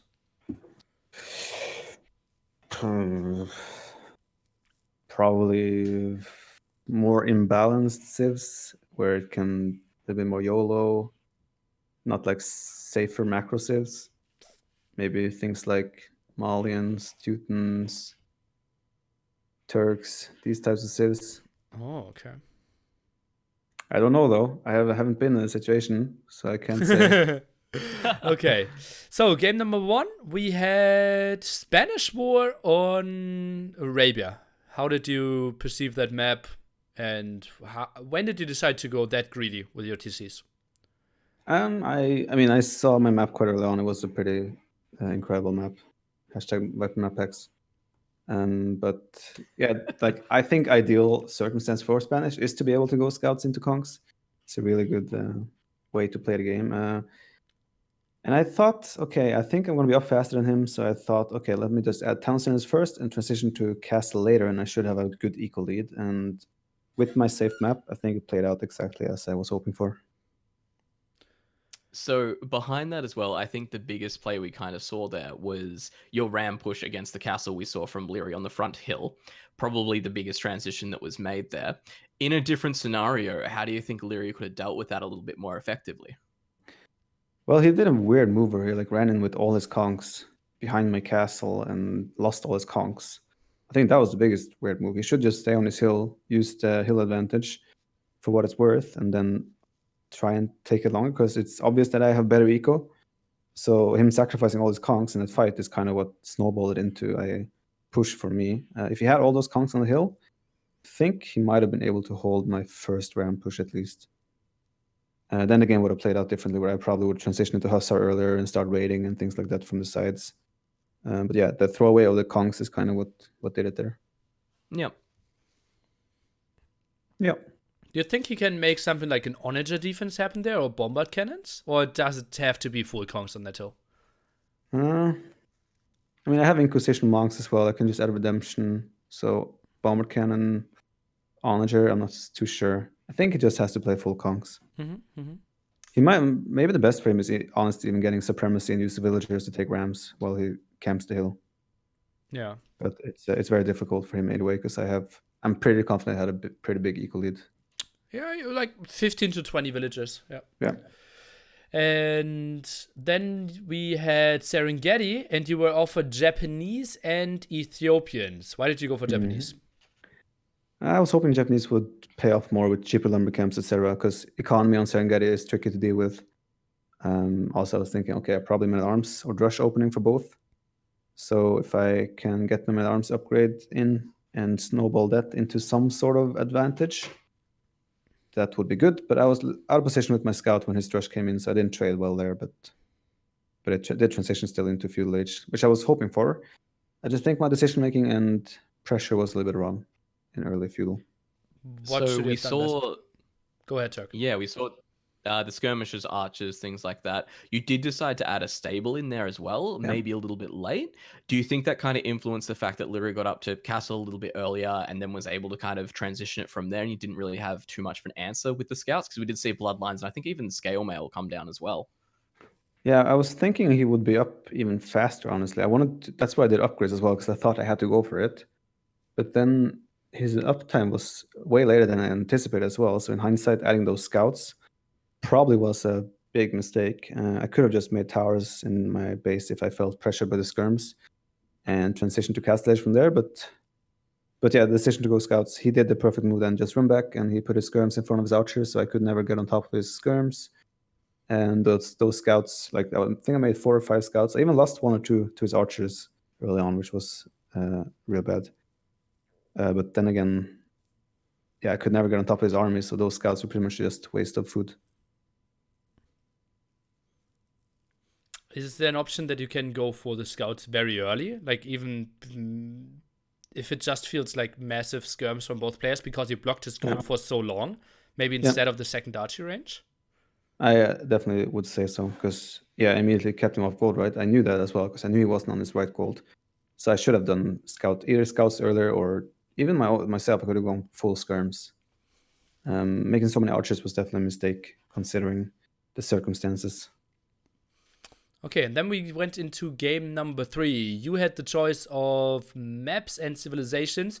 You said you wanted to play a map that you like, Arena, and you played civilizations that you felt comfortable with and are very standard. Britons versus Aztecs. Why that matchup? I felt like either way, which civ I had, I would think I would be able to have a really good chance. And I was expecting him to go for Britons, and I had a good idea of how I wanted the game to play out if I was Aztecs against Britons. And yeah, it pretty much went exactly as I was hoping for. The fight for the relics got a little bit more problematic than I anticipated, and apparently it was only 4 relics. Is that the case? Yes. Okay. Yes. I thought it was 5. So when we were fighting for the last 2 relics, I was sure he already had 2. So I felt like that was super important. But yeah, like chat told me afterwards that there was only 4 relics, so that changed a lot. Then I understand as well why he resigned, because he might even thought that I had 1 relic versus 4. Yeah, most likely. Yeah, so therefore it makes sense that he resigned so fast. I thought he would play on longer, but with that in mind, yeah. But yeah, I just wanted to try and get the relics. I was a little bit surprised that he went for the fast feudal stable scouts. I was thinking he might go crossbow first and then maybe add stable later, but he would do the other way around. He only added scouts after clicking to Castle Age. Yeah, which makes sense, right?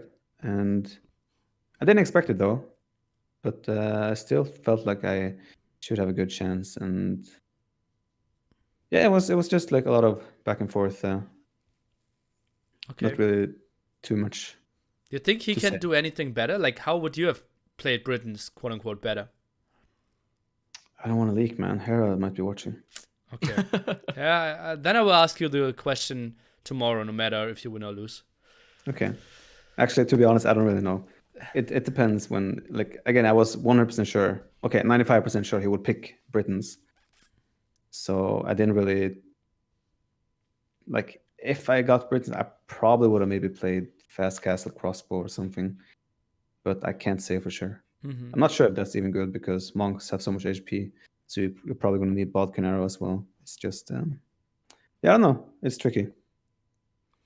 So when it comes to your map picks as well, this is something I've kind of noticed over like a lot of tournaments and things as of recent. You're picking a lot more maps like Arena, Fortress, just maps that start off fully walled. Obviously, you're comfortable on most of the maps in the pool, like easily. You've been around that long and that good of a player as well. Are you finding you have a little bit more of an advantage to kind of play on these maps that start off fully walled? Well, I have a lot of experience on Arena in particular, probably compared to most of the other young guns like Hera, Liereyy, MBL, these guys.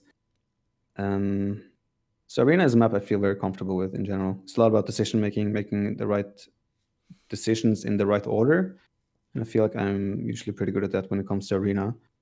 Whereas the Absolutely. Fortress is just a pure macro game with post-Imperial play most likely. And that's also a stage of the game where I feel very comfortable. So yeah, I do prefer those types of maps. Obviously, I'm not like worried about open maps and things like that as well. I just think those types of maps fit me better. Yeah, and is that more like you were saying that people haven't got as much practice on them? So when it comes to newer players like Liereyy, Hera, I know they're not like new, but may not have as much experience. Is it kind of just a better choice in terms of you think you might have a better build, better decision making than them? Yeah, pretty much. But still, they're all always improving and learning more and more themselves. So Yeah, like, I can already tell like how much better, for example, Hera is on Arena compared to a while back. Of course, he has played way more Arena now, probably because Arena has been part of the map pool. Probably same goes for Liereyy. You can just tell how much they learn just by playing even like 10, 15 games on Arena, and they improve a lot just from awesome. that. So yeah.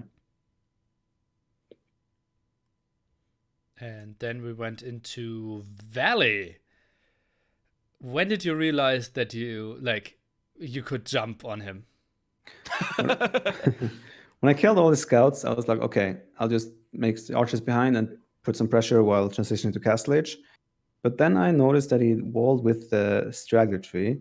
So I was like, okay, cancel archers, go straight for bloodline, send a villager right away. And then it was all about like trying to get in and do the damage. It was a really cool move, but it was already a hole, so it's kind of a waste. But still, we can pretend there was no hole. So in that case, it was a good move. Yeah, But for us I it looked mean, good.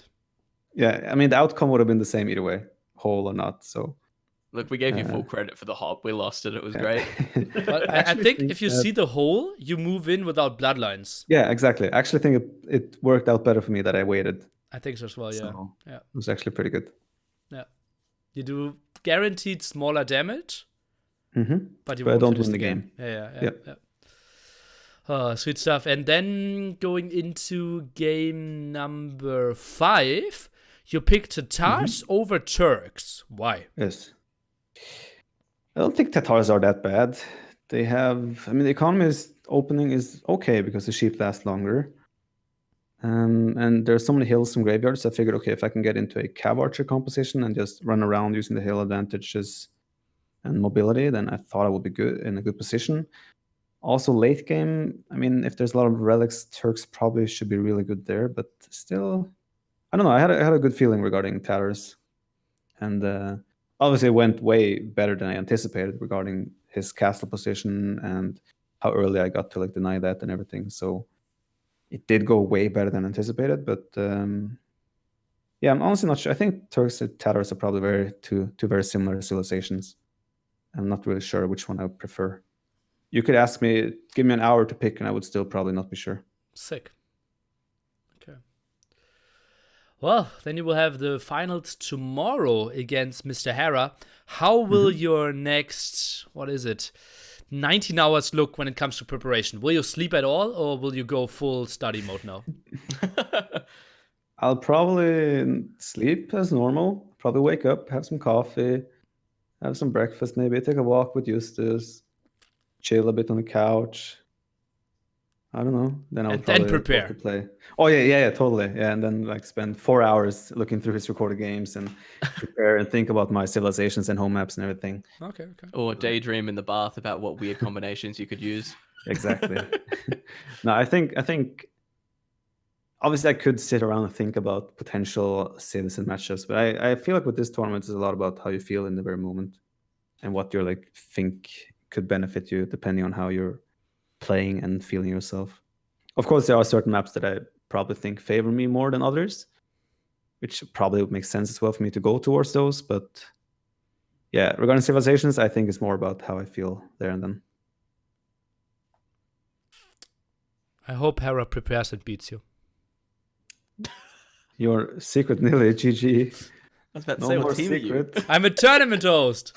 I want that my Well- tournaments are taken seriously. It is serious. That people prepare. Do you think he's preparing?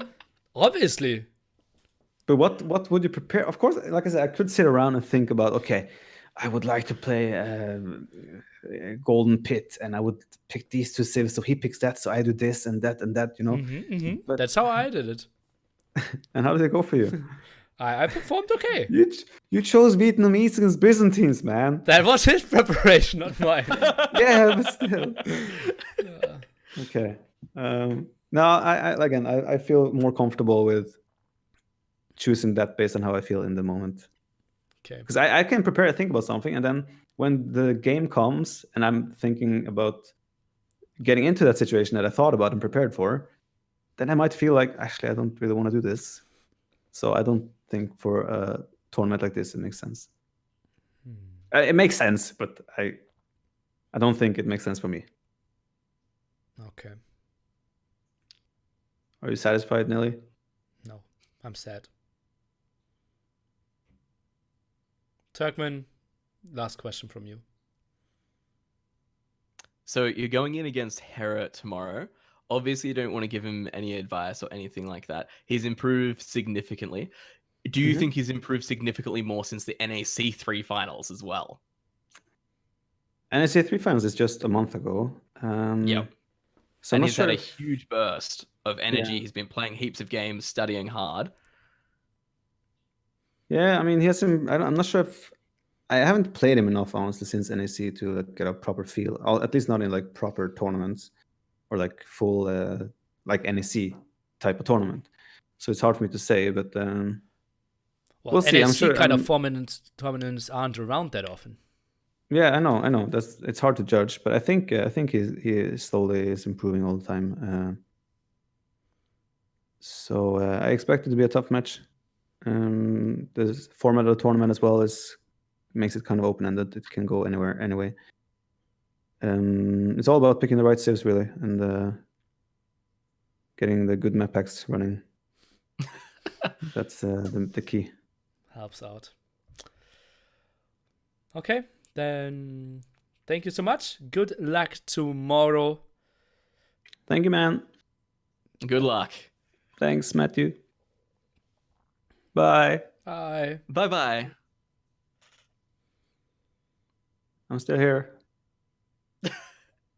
Excellent. What's your prediction score for tomorrow? We'll see. I think it will be very close. Very close. Okay, I'm heading off now. Bye-bye. Bye. Oh, he really went. I thought normally he's one of the guys who stays in there way longer than necessary as well.